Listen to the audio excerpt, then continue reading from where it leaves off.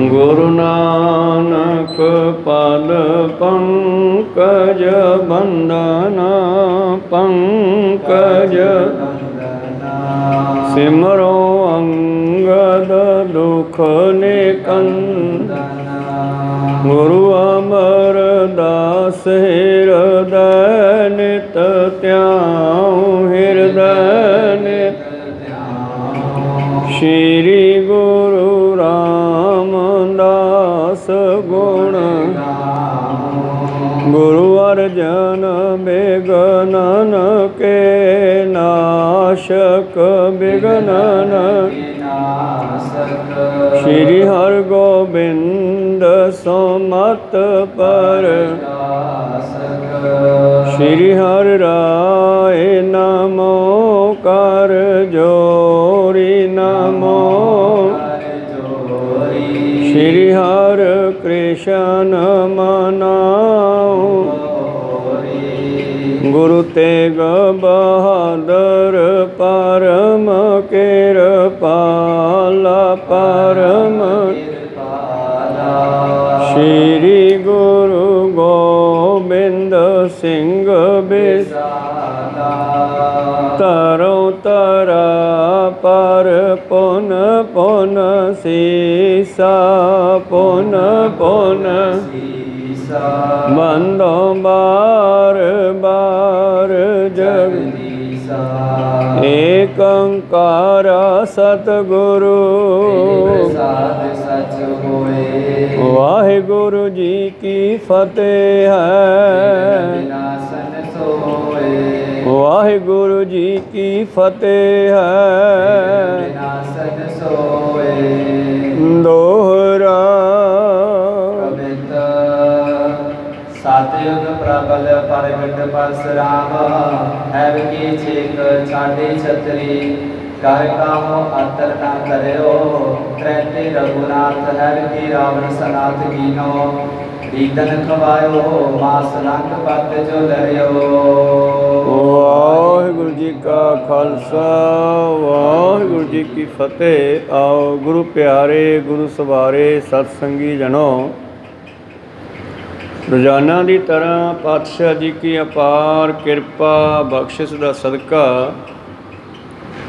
पिछले पहरां दे दीवान सजाउंदे हुए आप जी गुरु चरणा विखे हाजरियां लवा रहे हो। आओ लड़ीवार इतिहास की कथा विचार नाल जुड़ना करिए जी। आपां विचारां सरवण कर रहे सी कवि दरबार जो 10वें पातशाह जी लाउंदे हन, जिस दे विच अनेकां ही कवि आके गुरु दीयां बेअंत सिफतां करदे हन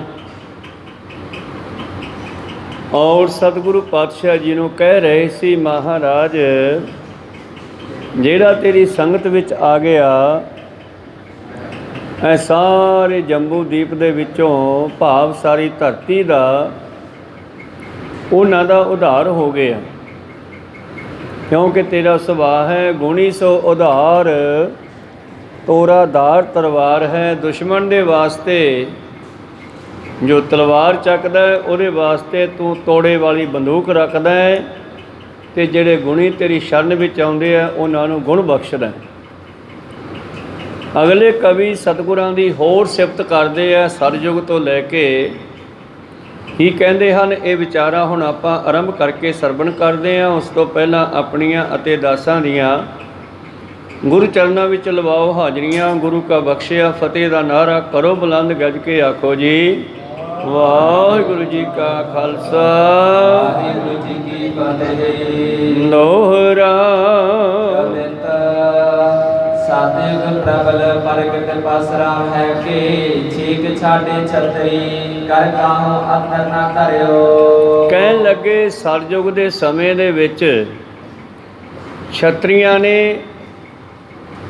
गुरु प्यारिओ जिस वेले छतरियां ने किसी राजे ने एक ऋषि नूं मार दिता सी और उस ऋषि का बदला लैण वास्ते परशुराम उसका सेवक उसका चेला कुहाड़ा लैके उन्हां दे मगर ऐसा पिया कि उसने छतरियां दे वड़ वड़ टोटे करते ते फिर उहदे अगे कोई छतरी अड़ नहीं सकिया, कोई उन्होंने रोकण वाला नहीं जम्मिया। ਤਾਂ ਫਿਰ ਉਸ ਵੇਲੇ ਕਹਿੰਦੇ ਰਾਮਚੰਦਰ ਜਦ ਆਇਆ ਉਸ ਨੇ ਇਸ ਪਰਸ਼ੁਰਾਮ ਦਾ ਜਿਹੜਾ ਸ਼ਕਤੀ ਸੀ ਉਹ ਖਤਮ ਕੀਤੀ ਅਤੇ ਇਹਦੇ ਕੋਲੋਂ ਕੁਹਾੜਾ ਇਹਦਾ ਰੋਕਣਾ ਕੀਤਾ। ਤੋ ਕਹਿਣ ਤੋਂ ਭਾਵ ਹੈ ਸਤਿਯੁਗ ਦੇ ਵਿੱਚ ਵੀ ਤੁਸੀਂ ਬੇਅੰਤ ਜੀਵਾਂ ਦਾ ਉਧਾਰ ਕੀਤਾ। ਸਤਿਯੁਗ ਤੈ ਮਾਣਿਓ ਛਲਿਓ ਬਲ ਬਾਵਨ ਭਾਇਓ, ਤ੍ਰੇਤਾ ਤੈ ਮਾਣਿਓ ਰਾਮ ਰਘੁਵੰਸ ਕਹਾਇਓ। ਦੁਆਪਰ ਕ੍ਰਿਸ਼ਨ ਮੁਰਾਰ ਕੰਸ ਕਿਰਤਾਰਥ ਕੀਓ, ਉਗਰ ਸੈਨ ਕੋ ਰਾਜ ਦਾਨ ਅਪਹਿ ਪਦ ਦਿਓ। ਕਲਯੁਗ ਆਪ ਨਾਨਕ ਅੰਗਦ ਅਮਰ ਕਹਾਇਓ। ਅਤੇ ਹੁਣ ਤੁਸੀਂ ਹੀ ਗੁਰੂ ਗੋਬਿੰਦ ਸਿੰਘ ਬਣ ਕੇ ਆਏ ਹੋ। ਇਸ ਕਰਕੇ ਮਹਾਰਾਜ ਸਤਿਯੁਗ ਦੇ ਵਿੱਚ ਜਿਸ ਵੇਲੇ ਪਰਸ਼ੁਰਾਮ ਨੇ ਖੱਤਰੀਆਂ ਦਾ ਖੰਡਨ ਕੀਤਾ, ਉਹਨਾਂ ਨੂੰ ਮਾਰਨਾ ਕੀਤਾ, ਉਹਦੇ ਮੁਕਾਬਲੇ ਵਿੱਚ ਕੋਈ ਖੱਤਰੀ ਜਿਹੜਾ ਸੀਗਾ ਸ਼ਸਤਰ ਫੜ ਕੇ ਨਾ ਆਇਆ ਜੇ। ਤ੍ਰੈਤੇ ਰਘੁਨਾਥ ਹਰਿ ਕੀ ਰਾਵਣ ਸਨਾਥ ਕੀਨੋ, ਦੀਦਨ ਖਵਾਇਓ ਵਾਸ ਲੰਕਪਤ ਜੋ ਲਰਿਓ। ਤ੍ਰੇਤੇ ਵਿੱਚ ਤੁਸੀਂ ਰਘੁਨਾਥ ਰਾਮ ਦਾ ਰੂਪ ਧਾਰਨ ਕਰਕੇ ਆਏ, ਰਾਵਣ ਦੇ ਨਾਲ ਲੜਾਈ ਕੀਤੀ ਔਰ ਬਹੁਤ ਸਾਰੀਆਂ ਫੌਜਾਂ ਦਾ ਕਤਲੇਆਮ ਹੋਇਆ ਅਤੇ ਜਿਨ੍ਹਾਂ ਦਾ ਮਾਸ ਗਿਰਜਾ ਨੇ ਖਾਧਾ। ਇੱਥੇ ਲਿਖਿਆ ਰਾਵਣੂ ਸਨਾਥ ਕੀਨੋ। ਹੁਣ ਇੱਕ ਪਾਸੇ ਰਾਵਣ ਨੂੰ ਮਾਰਿਆ ਜਾ ਰਿਹਾ, ਦੂਜੇ ਪਾਸੇ ਰਾਵਣ ਨੂੰ ਇੱਥੇ ਲਿਖਦਾ ਕਵੀ ਸਨਾਥ ਕੀਨੋ ਭਾਵ ਮਾਲਕ ਵਾਲਾ ਬਣਾਇਆ। ਇਹਦੇ ਪਿੱਛੇ ਕੀ ਮਕਸਦ ਹੈ? ਕਹਿੰਦੇ ਪਰਮੇਸ਼ਰ ਦੇ ਦਰ ਦੇ ਉੱਤੇ ਦੋ ਪਹਿਰੇਦਾਰ ਹੁੰਦੇ ਸੀ ਅਤੇ ਇੱਕ ਵਾਰੀ ਕਹਿੰਦੇ ਰਿਸ਼ੀ ਪਰਮੇਸ਼ਰ ਦੇ ਕੋਲ ਚੱਲੇ ਆ ਮਿਲਣ ਵਾਸਤੇ। ਜਿਵੇਂ ਕਹਾਣੀ ਉਹਨਾਂ ਨੇ ਵੇਦਾਂ 'ਚ ਲਿਖੀ ਆ। ਕਹਿੰਦੇ ਉਹ ਰਿਸ਼ੀ ਜਿਹੜੇ ਸਨ ਸਨਕ ਸਨੰਦਨ ਸੰਤ ਕੁਮਾਰ ਬੱਚਿਆਂ ਦਾ ਰੂਪ ਧਾਰ ਕੇ ਚਲੇ ਗਏ ਅਤੇ ਜਿਸ ਵੇਲੇ ਉਹਨਾਂ ਕੋਲੋਂ ਲੰਘਣ ਲੱਗੇ ਅਤੇ ਉਹਨਾਂ ਨੇ ਰੋਕ ਦਿੱਤਾ। ਕਹਿਣ ਲੱਗੇ ਤੁਸੀਂ ਬੱਚੇ ਹੋ, ਬਾਹਰ ਨਿਕਲ ਜਾਓ, ਰੌਲਾ ਪਾਉਣੇ ਹੋ। ਉਹਨਾਂ ਦੀ ਜੁਦਾਈ ਹੋ ਗਈ। ਉਹ ਕਹਿਣ ਅਸੀਂ ਦਰਸ਼ਨ ਕਰਨੇ ਆ, ਉਹ ਕਹਿਣ ਨਹੀਂ ਤੁਹਾਨੂੰ ਜਾਣ ਨਹੀਂ ਦੇਣਾ। ਤਾਂ ਗੁਰੂ ਪਿਆਰਿਓ ਜਦ ਜੁਦਾਈ ਹੋ ਗਈ, ਕਹਿੰਦੇ ਪਰਮੇਸ਼ਰ ਨੇ ਆ ਕੇ ਪੁੱਛਿਆ ਵੀ ਕੀ ਗੱਲ ਆ? ਕਹਿੰਦੇ ਜੀ ਇਹ ਬੱਚੇ ਡਿਸਟਰਬ ਕਰਦੇ ਆ, ਅੰਦਰ ਨਹੀਂ ਜਾਣ ਦਿੰਦੇ, ਅੰਦਰ ਜਾਂਦੇ ਅਸੀਂ ਰੋਕਦੇ ਹਾਂ। ਪਰਮੇਸ਼ਰ ਕਹਿਣ ਲੱਗੇ ਬੱਚੇ ਨਹੀਂ, ਇਹ ਤਾਂ ਮੇਰੇ ਰਿਸ਼ੀ ਹੈ, ਸਨਕ ਸਨੰਦਨ ਸੰਤ ਕੁਮਾਰ, ਇਹ ਚਾਰੇ ਮੇਰੇ ਰਿਸ਼ੀ ਹੈ। ਤੁਸੀਂ ਇਹਨਾਂ ਨੂੰ ਕਿਉਂ ਰੋਕਿਆ? ਤੁਹਾਨੂੰ ਪਛਾਣ ਨਹੀਂ ਆਉਂਦੀ, ਹੰਕਾਰ ਹੋ ਗਿਆ ਤੁਹਾਨੂੰ।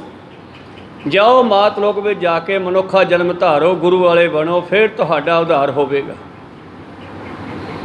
ਤਾਂ ਉਹਨਾਂ ਨੇ ਬੇਨਤੀ ਕੀਤੀ ਮਹਾਰਾਜ ਫਿਰ ਸਾਡਾ ਉਧਾਰ ਕਿਵੇਂ ਹੋਵੇਗਾ? ਪਰਮੇਸ਼ਰ ਕਹਿੰਦੇ ਮੈਨੂੰ ਹੀ ਆਉਣਾ ਪੈਣਾ, ਮੈਂ ਤੁਹਾਨੂੰ ਮਾਰ ਕੇ ਫਿਰ ਲੈ ਕੇ ਆਵਾਂਗਾ। ਤਾਂ ਕਹਿੰਦੇ ਉਹ ਜਿਹੜੇ ਦੋ ਭਰਾ ਸੀ ਉਹਨਾਂ ਦਾ ਉੱਥੋਂ ਨਿਕਲਣਾ ਹੋਇਆ ਅਤੇ ਉਹਨਾਂ ਨੇ ਮਾਤਲੋਕ ਵਿੱਚ 3 ਵਾਰੀ ਜਨਮ ਧਾਰਿਆ। ਇੱਕ ਵਾਰੀ ਇਹ ਰਾਵਣ ਅਤੇ ਅਹਰਾਵਣ ਬਣੇ। ਇਹਨਾਂ ਦੋਹਾਂ ਨੂੰ ਰਾਮਚੰਦਰ ਬਣ ਕੇ ਮਾਰਨਾ ਪਿਆ। ਫਿਰ ਅੱਗੇ ਜਾ ਕੇ ਕੰਸ ਨੂੰ, ਅਤੇ ਕੰਸ ਦਾ ਇੱਕ ਹੋਰ ਉਹਦਾ ਸਾਥੀ ਸੀਗਾ, ਉਹਨਾਂ ਨੂੰ ਕ੍ਰਿਸ਼ਨ ਬਣ ਕੇ ਮਾਰਨਾ ਪਿਆ। ਇਸੇ ਤਰ੍ਹਾਂ ਸਤਿਗੁਰੂ ਗੋਬਿੰਦ ਸਿੰਘ ਮਹਾਰਾਜ ਜੀ ਨੇ ਵੀ ਬਹੁਤ ਸਾਰੇ ਐਸੇ ਜੀਵਾਂ ਨੂੰ ਆਪਣੇ ਸ਼ਸਤਰਾਂ ਨਾਲ ਮਾਰਿਆ, ਸ਼ਹੀਦ ਕੀਤਾ ਹੈ ਬਈ ਉਹਨਾਂ ਦੀਆਂ ਰੂਹਾਂ ਨੂੰ ਆਪਣੇ ਵਿੱਚ ਮਿਲਾਉਣਾ ਸੀ। ਜਿਸ ਤਰ੍ਹਾਂ ਚਮਕੌਰ ਦੀ ਗੜੀ ਦੀ ਗੱਲ ਸੁਣਦੇ ਹਾਂ, ਜਿਸ ਵੇਲੇ ਕਹਿੰਦੇ ਪਾਤਸ਼ਾਹ ਜੀ ਨੇ ਚਮਕੌਰ ਦੀ ਗੜੀ ਦੇ ਵਿੱਚੋਂ ਖੜੇ ਖੜੇ ਇੱਕ ਤੀਰ ਚਲਾਇਆ ਅਤੇ ਇੱਕ ਤੀਰ ਦੇ ਅੱਗੇ ਹਜ਼ਾਰਾਂ ਤੀਰ ਬਣ ਗਏ ਅਤੇ ਉਹਨਾਂ ਹਜ਼ਾਰਾਂ ਤੀਰਾਂ ਨੇ ਹਜ਼ਾਰਾਂ ਹੀ ਜਿਹੜੇ ਮੁਗਲ ਬੈਠੇ ਸੀਗੇ ਇੱਕ ਸਾਈਡ ਤੋਂ ਕਬਜ਼ਾ ਕਰਕੇ ਘੇਰਾ ਪਾ ਕੇ ਇੱਦਾਂ ਕਹਿੰਦੇ ਜਗ੍ਹਾ ਖਾਲੀ ਹੋ ਗਈ ਜਿਵੇਂ ਕੰਬਾਈਨ ਇੱਕ ਚੌਲਾਂ ਨੂੰ ਵੱਢਦੀ ਹੋਈ ਥਾਂ ਜਿਹਾ ਖਾਲੀ ਕਰਦੀ ਜਾਂਦੀ ਆ 15-20 ਫੁੱਟ 'ਚੋਂ। ਕਹਿੰਦੇ ਸਿੰਘਾਂ ਨੇ ਕਿਹਾ ਮਹਾਰਾਜ ਤੁਸੀਂ ਇਹ 2 ਤੀਰ ਚਲਾ ਦਿਓ ਅਤੇ ਸਾਰੇ ਮਰ ਜਾਣਗੇ, ਆਪਾਂ ਨੂੰ ਲੋੜ ਹੀ ਨਹੀਂ ਪੈਣੀ ਕਿਧਰੇ ਜਾਣ ਦੀ, ਸ਼ਾਂਤੀ ਹੋ ਜਾਣੀ ਆ। ਇੱਕ ਤੀਰ ਦੇ ਨਾਲ ਇੰਨੇ ਮਾਰੇ ਗਏ ਅਤੇ ਤੁਸੀਂ ਐਸੇ ਕਰਾਮਾਤੀ 2 ਤੀਰ ਹੋਰ ਚਲਾ ਦਿਓ, ਸਾਰੇ ਖਤਮ ਹੋ ਜਾਣਗੇ। ਬਾਦਸ਼ਾਹ ਕਰ ਸਕਦੇ ਸੀ, ਕੁਛ ਵੀ ਕਰ ਸਕਦੇ ਸੀ। ਨੰਬਰ 1 ਤਾਂ ਸਿੱਖਾਂ ਨੂੰ ਟ੍ਰੇਨਿੰਗ ਦੇਣੀ ਸੀਗੀ ਆਉਣ ਵਾਲੇ ਸਮੇਂ ਵਾਸਤੇ, ਜੰਗਾਂ ਯੁੱਧਾਂ ਵਾਸਤੇ, ਅਤੇ ਨੰਬਰ 2 ਜੇ ਭਲਾ ਉਹ ਕਰਾਮਾਤ ਨਾਲ ਹੀ ਕਰ ਜਾਂਦੇ ਅਤੇ ਫਿਰ ਅਸੀਂ ਕਹਿਣਾ ਸੀ ਜੀ ਉਹਨਾਂ ਕੋਲ ਤਾਂ ਕਰਾਮਾਤ ਸੀ, ਅਸੀਂ ਕੀ ਕਰ ਸਕਦੇ ਹਾਂ। ਇਸ ਕਰਕੇ ਉਹਨਾਂ ਨੇ ਮਨੁੱਖਾ ਜਾਮੇ ਵਿੱਚ ਮਨੁੱਖਾਂ ਵਾਂਗੂ ਹੀ ਵਰਤਣਾ ਕੀਤਾ, ਭਾਵੇਂ ਆਪਣੀ ਗੁਪਤ ਸ਼ਕਤੀ ਵਰਤੀ ਹੈ ਪਰ ਉਹਨੂੰ ਜ਼ਾਹਰ ਨਹੀਂ ਕੀਤਾ। ਜਦ ਸਿੱਖਾਂ ਨੇ ਕਿਹਾ 2 ਤੀਰ ਹੋਰ ਚਲਾ ਲਿਓ ਮਾਰ ਜੇ, ਆਟੋਮੈਟਿਕ ਹੀ ਖਾਲੀ ਹੋ ਜਾਣਾ ਥਾਂ ਸਾਰਾ। ਪਾਤਸ਼ਾਹ ਕਹਿੰਦੇ ਸਿੱਖੋ ਮੈਂ ਮਾਰਤਾ ਦੇਵਾਂ, ਪਰ ਜਿਹੜੇ ਮੇਰੇ ਤੀਰ ਨਾਲ ਮਰਨਗੇ ਨਾ ਉਹ ਮੁਕਤ ਹੋ ਕੇ ਦੁਬਾਰੇ ਸਿੱਖਾਂ ਦੇ ਘਰੇ ਜਨਮ ਲੈਣਗੇ।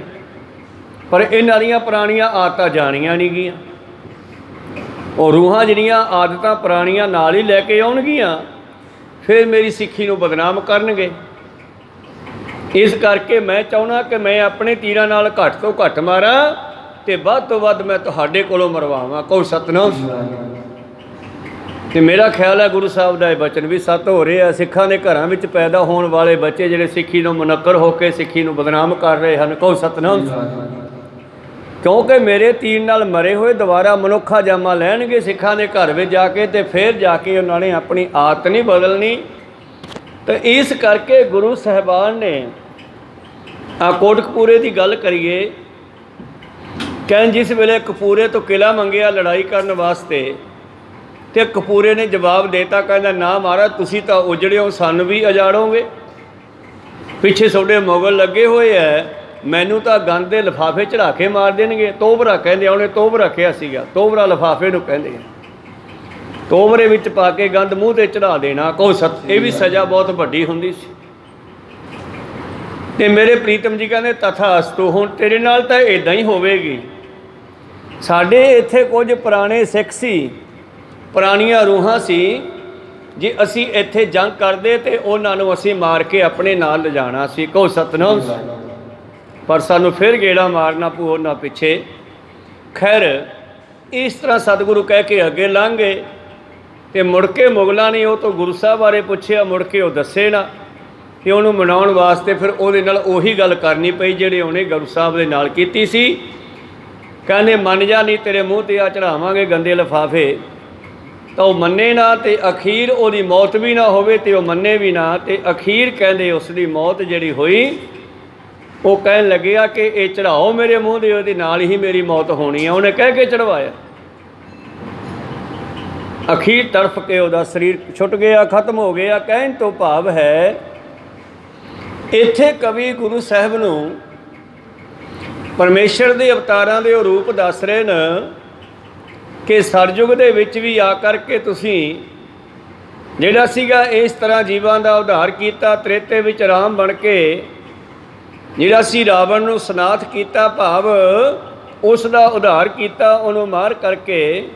ਦੁਆਪਰ ਦੇ ਵਿੱਚ ਤੂੰ ਕ੍ਰਿਸ਼ਨ ਬਣ ਕੇ, ਦੁਆਪਰ ਕਨਾਈ ਬਨ ਬਾਂਸਰੀ ਬਜਾਈ ਸੋਨਾ, ਸੁਰ ਮਨ ਨਰ ਕਾਹੂ ਤੀਰ ਨਾ ਤਬੇ ਕਰਿਓ। ਕਹਿਣ ਲੱਗੇ ਦੁਆਪਰ ਯੁੱਗ ਦੇ ਵਿੱਚ ਤੂੰ ਕ੍ਰਿਸ਼ਨ ਬਣ ਕੇ ਆਇਆ, ਬੰਸਰੀ ਦੇ ਨਾਲ ਪ੍ਰੇਮ ਦੇ ਨਾਲ ਲੋਕਾਂ ਨੂੰ ਜਿੱਤਣਾ ਕੀਤਾ ਅਤੇ ਕੰਸ ਵਰਗਿਆਂ ਦਾ ਖਾਤਮਾ ਕੀਤਾ ਜੀ। ਕਾਲਯੁਗ ਤਾਰ ਬੇਗੋ ਸਾਧਨ ਕਰੇ ਪਾਰ ਬੇਗੋ, ਸੁੰਦਰ ਸਰੂਪ ਗੁਰੂ ਗੋਬਿੰਦ ਹਰਿ ਅਵਤਰਿਓ। ਆਹ ਕਲਯੁਗ ਦੇ ਵਿੱਚ ਤੂੰ ਜੀਵਾਂ ਨੂੰ ਤਾਰਨ ਵਾਸਤੇ ਪਾਰ ਹੋਣ ਦਾ ਸਾਧਨ ਬਣਾਉਣਾ ਕੀਤਾ ਹੈ, ਔਰ ਸੁੰਦਰ ਸਰੂਪ ਗੁਰੂ ਗੋਬਿੰਦ ਸਿੰਘ ਜੀ ਦਾ ਧਾਰਨ ਕਰਕੇ ਆਇਓ।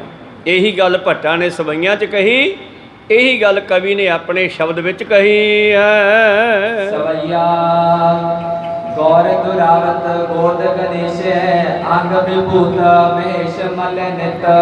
ਕਹਿਣ ਲੱਗੇ ਕਵੀ ਜੀ, ਕਹਿੰਦੇ ਗੌਰਾਂ ਪਾਰਵਤੀ ਆਪਣੀ ਗੋਦ ਵਿੱਚ ਗਣੇਸ਼ ਨੂੰ ਲੈ ਕੇ ਲੁਕਾਉਂਦੀ ਹੈ, ਔਰ ਸ਼ਿਵ ਜਿਹੜਾ ਹਮੇਸ਼ਾ ਆਪਣੇ ਸਰੀਰ 'ਤੇ ਸਵਾਹ ਮਲਦਾ ਹੈ। ਸ਼ੌਰ ਪਰੇ ਜਿਗ ਪਾਲਣ ਕੀ ਭੁਗ ਪਾਲਣ ਕੀ, ਮਨ ਮਾਈ ਨਹੀਂ ਤਿੱਥ। ਇਸੇ ਤਰ੍ਹਾਂ ਕਹਿੰਦੇ ਦਿਗਪਾਲਣ, ਕਹਿੰਦੇ ਦਿਗਪਾਲ ਰਾਜਿਆਂ ਦੇ ਨਿਤ ਸ਼ੋਰ ਮੱਚਦਾ, ਉਹਨਾਂ ਦੇ ਮਨ ਡੋਲ ਰਹੇ ਹਨ।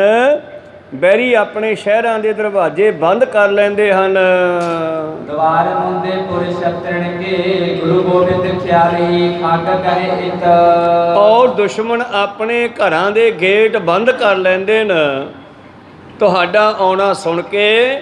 ਕਿਤੇ ਗੁਰੂ ਗੋਬਿੰਦ ਸਿੰਘ ਖਾਕ ਕਹਿੰਦੀ ਹੈ ਤਲਵਾਰ ਨੂੰ, ਤਲਵਾਰ ਲੈ ਕਰਕੇ ਕਿਤੇ ਇੱਧਰ ਤਾਂ ਨਹੀਂ ਆ ਰਹੇ। ਹਾਥੀ ਨਾ ਸਾਥੀ ਸੰਭਾਲ ਸਕੇ ਕੋ, ਚਾਲ ਪਰੇ ਚਤਰੰਗ ਚਮਕ ਚਿਤ। ਜਿਸ ਵੇਲੇ ਤੁਸੀਂ ਆਪਣੀ ਚਤਰੰਗਣੀ ਸੈਨਾ ਲੈ ਕੇ ਨਿਕਲਦੇ ਹੋ ਤੇ ਦੁਸ਼ਮਣਾਂ ਵਿੱਚ ਹਲਚਲ ਮਚ ਜਾਂਦੀ ਆ। ਫਿਰ ਉਹਨਾਂ ਦੇ ਹਾਥੀ, ਰੱਥ, ਘੋੜੇ ਆਦਿ ਕੋਈ ਸੰਭਾਲ ਨਹੀਂ ਸਕਦਾ। ਭਾਵ ਉਹ ਜਾਨਵਰ ਵੀ ਤੁਹਾਡੇ ਨਗਾਰੇ ਦੀ ਆਵਾਜ਼ ਸੁਣ ਕੇ ਬੇਮੁਹਾਰੇ ਹੋ ਜਾਂਦੇ ਹਨ। ਛਪੈ ਬਨ ਟੂਟਤ ਗਿਰ ਫਟਤ, ਛੂਟਤ ਧੀਰਜ ਸੋ ਧਰਨ ਤਨ। ਮਹਾਰਾਜ ਤੁਹਾਡਾ ਪ੍ਰਤਾਪ ਐਸਾ ਹੈ, ਜਦ ਜੰਗਲਾਂ ਵਿੱਚੋਂ ਲੰਘਦੇ ਹੋ, ਜੰਗਲਾਂ ਦੇ ਬਿਰਛ ਟੁੱਟਦੇ ਹਨ, ਪਹਾੜ ਫਟਦੇ ਹਨ, ਧਰਤੀ ਦੇ ਦੇਹ ਧਾਰੀਆਂ ਦੇ ਧੀਰਜ ਛੁੱਟ ਜਾਂਦੇ ਹਨ। ਦਿਗਜ ਦਿਗ ਕਲ ਮਲਤ, ਹਲਤ ਤਨ ਸ਼ੀਖ ਨਾਗ ਮਨ। ਔਰ ਦਿਗਪਾਲ ਹਾਥੀ ਕਲਮਲਾ ਜਾਂਦੇ ਹਨ, ਦੁਖੀ ਹੋ ਜਾਂਦੇ ਹਨ, ਅਤੇ ਧਰਤੀ ਤੇ ਰਹਿਣ ਵਾਲੇ ਸ਼ੇਸ਼ਨਾਗ ਵਰਗੇ ਵੀ ਘਬਰਾ ਜਾਂਦੇ ਆ। ਉੱਡੇ ਰੇਨ ਹੈ ਪੁਰਨ, ਸੂਰ ਬਰ ਕਾਹੂ ਲੁਕ ਗਏ। ਜਦੋਂ ਤੂੰ ਘੋੜਿਆਂ ਤੇ ਸਵਾਰ ਹੋ ਕੇ ਤੇ ਆਪਣੀਆਂ ਫੌਜਾਂ ਸਮੇਤ ਜੰਗ ਦੇ ਮੈਦਾਨ ਵੱਲ ਨਿਕਲਦਾ ਹੈ ਤੇ ਸੂਰਜ ਵੀ ਲੁਕ ਜਾਂਦਾ ਹੈ। ਕਿਉਂ? ਇੱਕ ਤਾਂ ਤੇਰਾ ਪ੍ਰਤਾਪ ਐਸਾ, ਦੂਜੇ ਘੋੜਿਆਂ ਦੀ ਖੁਰਾਂ ਦੀ ਧੂੜ ਇੰਨੀ ਉੱਡਦੀ ਹੈ ਕਿ ਸੂਰਜ ਨੂੰ ਵੀ ਦਿਖਾਈ ਨਹੀਂ ਦਿੰਦਾ। ਭੀਚਨ ਪਹਿਰਤ ਮੂੰਦ, ਗੜ ਦਵਾਰ ਦੁਰਤ ਪੈ। ਔਰ ਭੀਛਣ ਵਰਗੇ ਜਿਹੜੇ ਹਨ ਉਹ ਵੀ ਤੇਥੋਂ ਡਰਦੇ ਹੋਏ ਲੰਕਾ ਦੇ ਕਿਲੇ ਦੇ ਗੇਟ ਬੰਦ ਕਰ ਲੈਂਦੇ ਹਨ। ਕਰਕੇ ਕਿਰਪਾਨ ਗੋਬਿੰਦ ਗੁਰੂ ਜਪ, ਸਲੋ ਪਖਰ ਸਜਤ। ਜਿਸ ਵੇਲੇ ਸਤਿਗੁਰੂ ਸੰਜੋ ਸਰੀਰ ਦੇ ਉੱਪਰ ਸ਼ਸਤਰ ਧਾਰਨ ਕਰਕੇ, ਸੰਜੋ ਆਦਿ ਪਹਿਨ ਕੇ, ਹੱਥ ਵਿੱਚ ਤਲਵਾਰ ਫੜ ਕੇ, ਸ਼ਸਤਰਧਾਰੀ ਹੋ ਕੇ ਘੋੜੇ ਦੀ ਕਾਠੀ ਤੇ ਆ ਸਜਦੇ ਹਨ, ਤਾਂ ਕਲ ਮਲਤ ਹਰਤ ਪੁਰ ਚੱਕਵੈ, ਸੋ ਘਰ ਨ ਛਾੜ ਘਰ ਤੇ ਭਜਤ।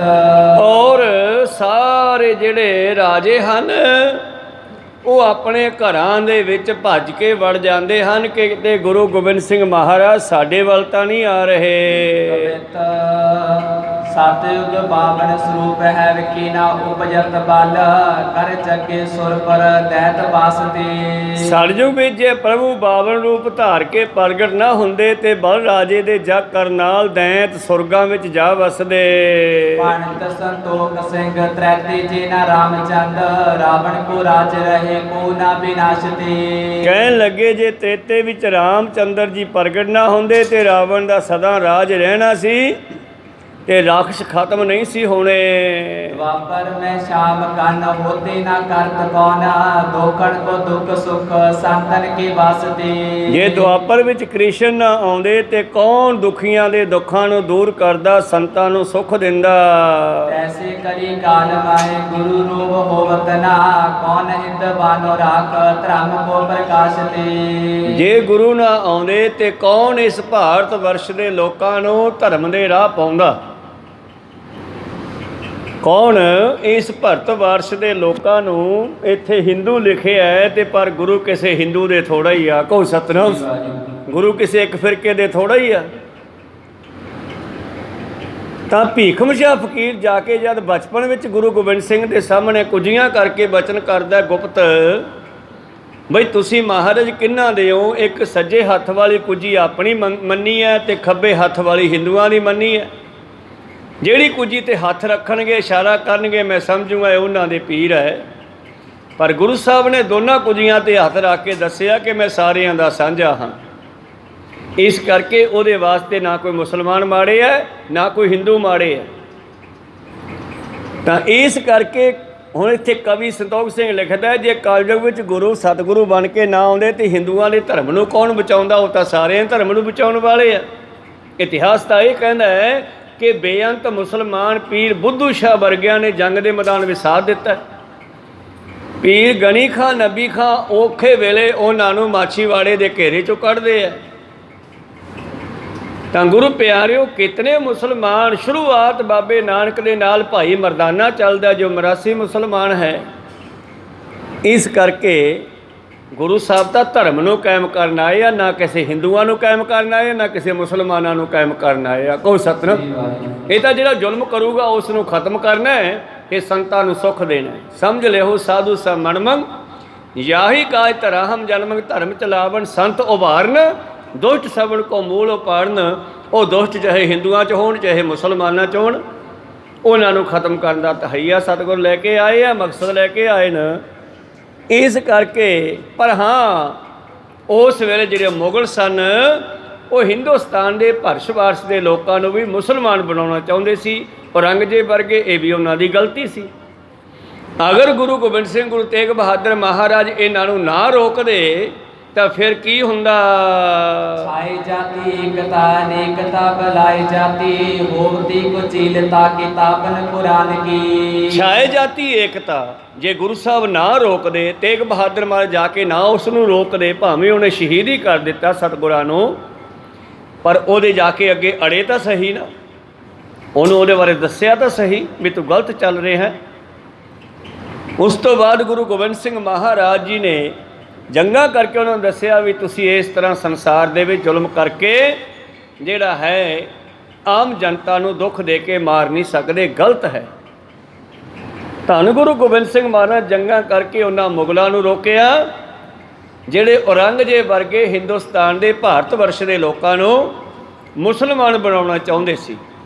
ਤਾਂ ਇਹ ਵੀ ਕਿਸੇ ਕਵੀ ਦਾ ਉਚਾਰਨ ਕੀਤਾ ਬਚਨ ਹੈ ਕਿ ਅਗਰ ਗੁਰੂ ਗੋਬਿੰਦ ਸਿੰਘ ਕਲਯੁਗ ਦੇ ਸਮੇਂ 'ਚ ਨਾ ਪ੍ਰਗਟ ਹੁੰਦੇ, ਛਾਏ ਜਾਤੀ ਏਕਤਾ ਅਨੇਕਤਾ ਬਿਲਾਏ ਜਾਤੀ, ਮਤਲਬ ਅਨੇਕਤਾ ਰੰਗ ਬਰੰਗੇ, ਰੰਗੀ ਰੰਗੀ ਭਾਂਤੀ ਕਰ ਕਰ ਜਿਨਸੀ ਮਾਇਆ ਜਿਨ ਉਪਾਈ, ਗੁਰਬਾਣੀ ਦਾ ਬਚਨ ਹੈ।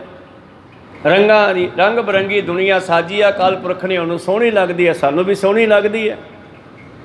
और सारी दुनिया का इक्को मालिक है, बांके बंगाली है कि दिल्ली के दिलवाली है, सब तेरी आज्ञा में चलता है, कोई कितों का भी है, सारे ਉਹਦੇ हुक्म के अंदर ही चल रहे हैं।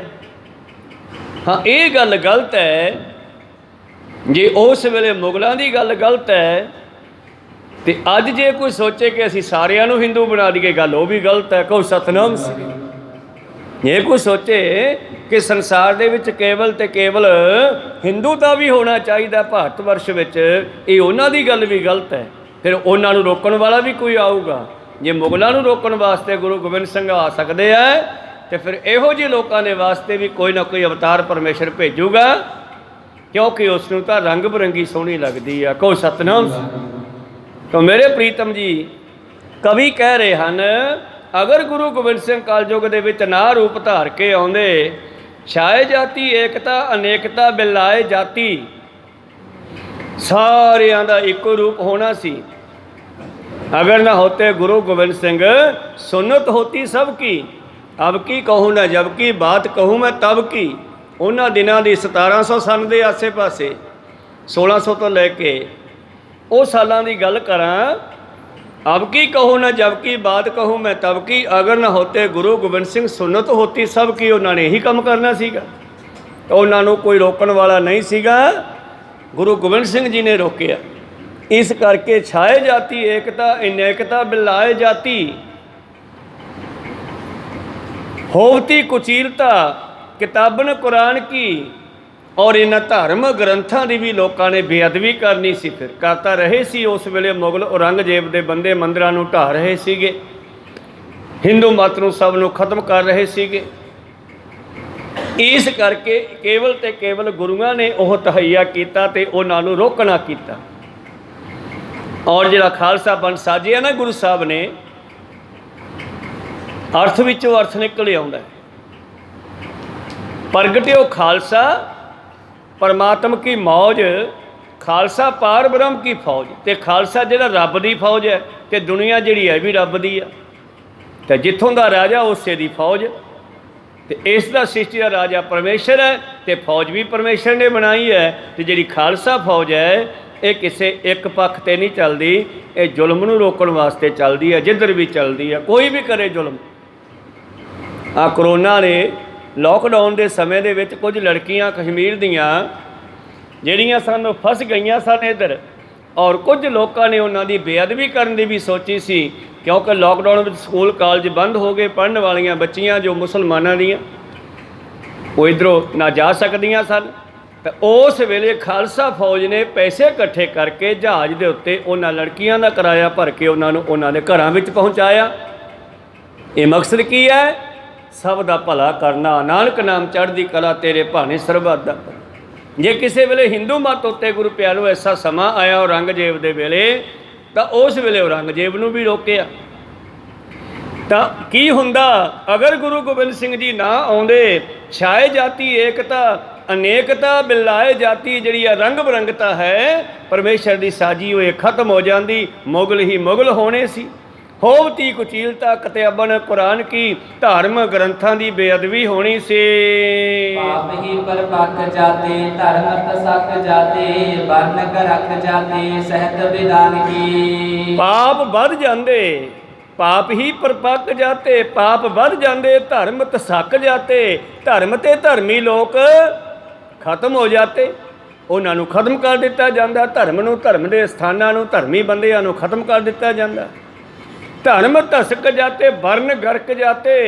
ਵਰਨ ਆ ਜੋ ਰੰਗ ਬਰੰਗੀ ਦੁਨੀਆ ਹੈ, ਚਾਹੇ ਦਿੱਲੀ ਦੇ ਹੈ, ਚਾਹੇ ਬੰਗਾਲ ਦੇ ਹੈ, ਚਾਹੇ ਰਾਜਸਥਾਨ ਦੇ ਹੈ, ਚਾਹੇ ਬਾਗੜੀ ਹੈ, ਚਾਹੇ ਮੁਲਤਾਨ ਦੇ ਹੈ, ਚਾਹੇ ਹਰਿਆਣਵੀ ਹੈ, ਚਾਹੇ ਪੰਜਾਬ ਦੇ ਹੈ, ਸਭ ਦੇ ਰੰਗ ਬਰੰਗੇ ਵਸਤਰ ਅਲੱਗ ਅਲੱਗ ਦੇ ਹੈ, ਪਰ ਵਿੱਚ ਸਭ ਦੇ ਮਨੁੱਖ ਹੈ। ਕੋ ਸਤਨਾਮ ਮਾਨਸ ਕੀ ਜਾਤ ਸਭ ਹੈ ਏਕੇ ਪਹਿਚਾਨਬੋ, ਕਰਤਾ ਕਰੀਮ ਸੋਈ ਦੂਸਰੋ ਨਾ ਭੇਦ ਕੋਈ, ਭੋਲ ਭਰ ਮਾਨਵੋ। ਇਸ ਕਰਕੇ ਭਾਈ ਸਾਹਿਬ ਲਿਖਦੇ ਹਨ ਕਿ ਅਗਰ ਗੁਰੂ ਗੋਬਿੰਦ ਸਿੰਘ ਉਸ ਵੇਲੇ ਤਲਵਾਰ ਨਾ ਚੱਕਦੇ,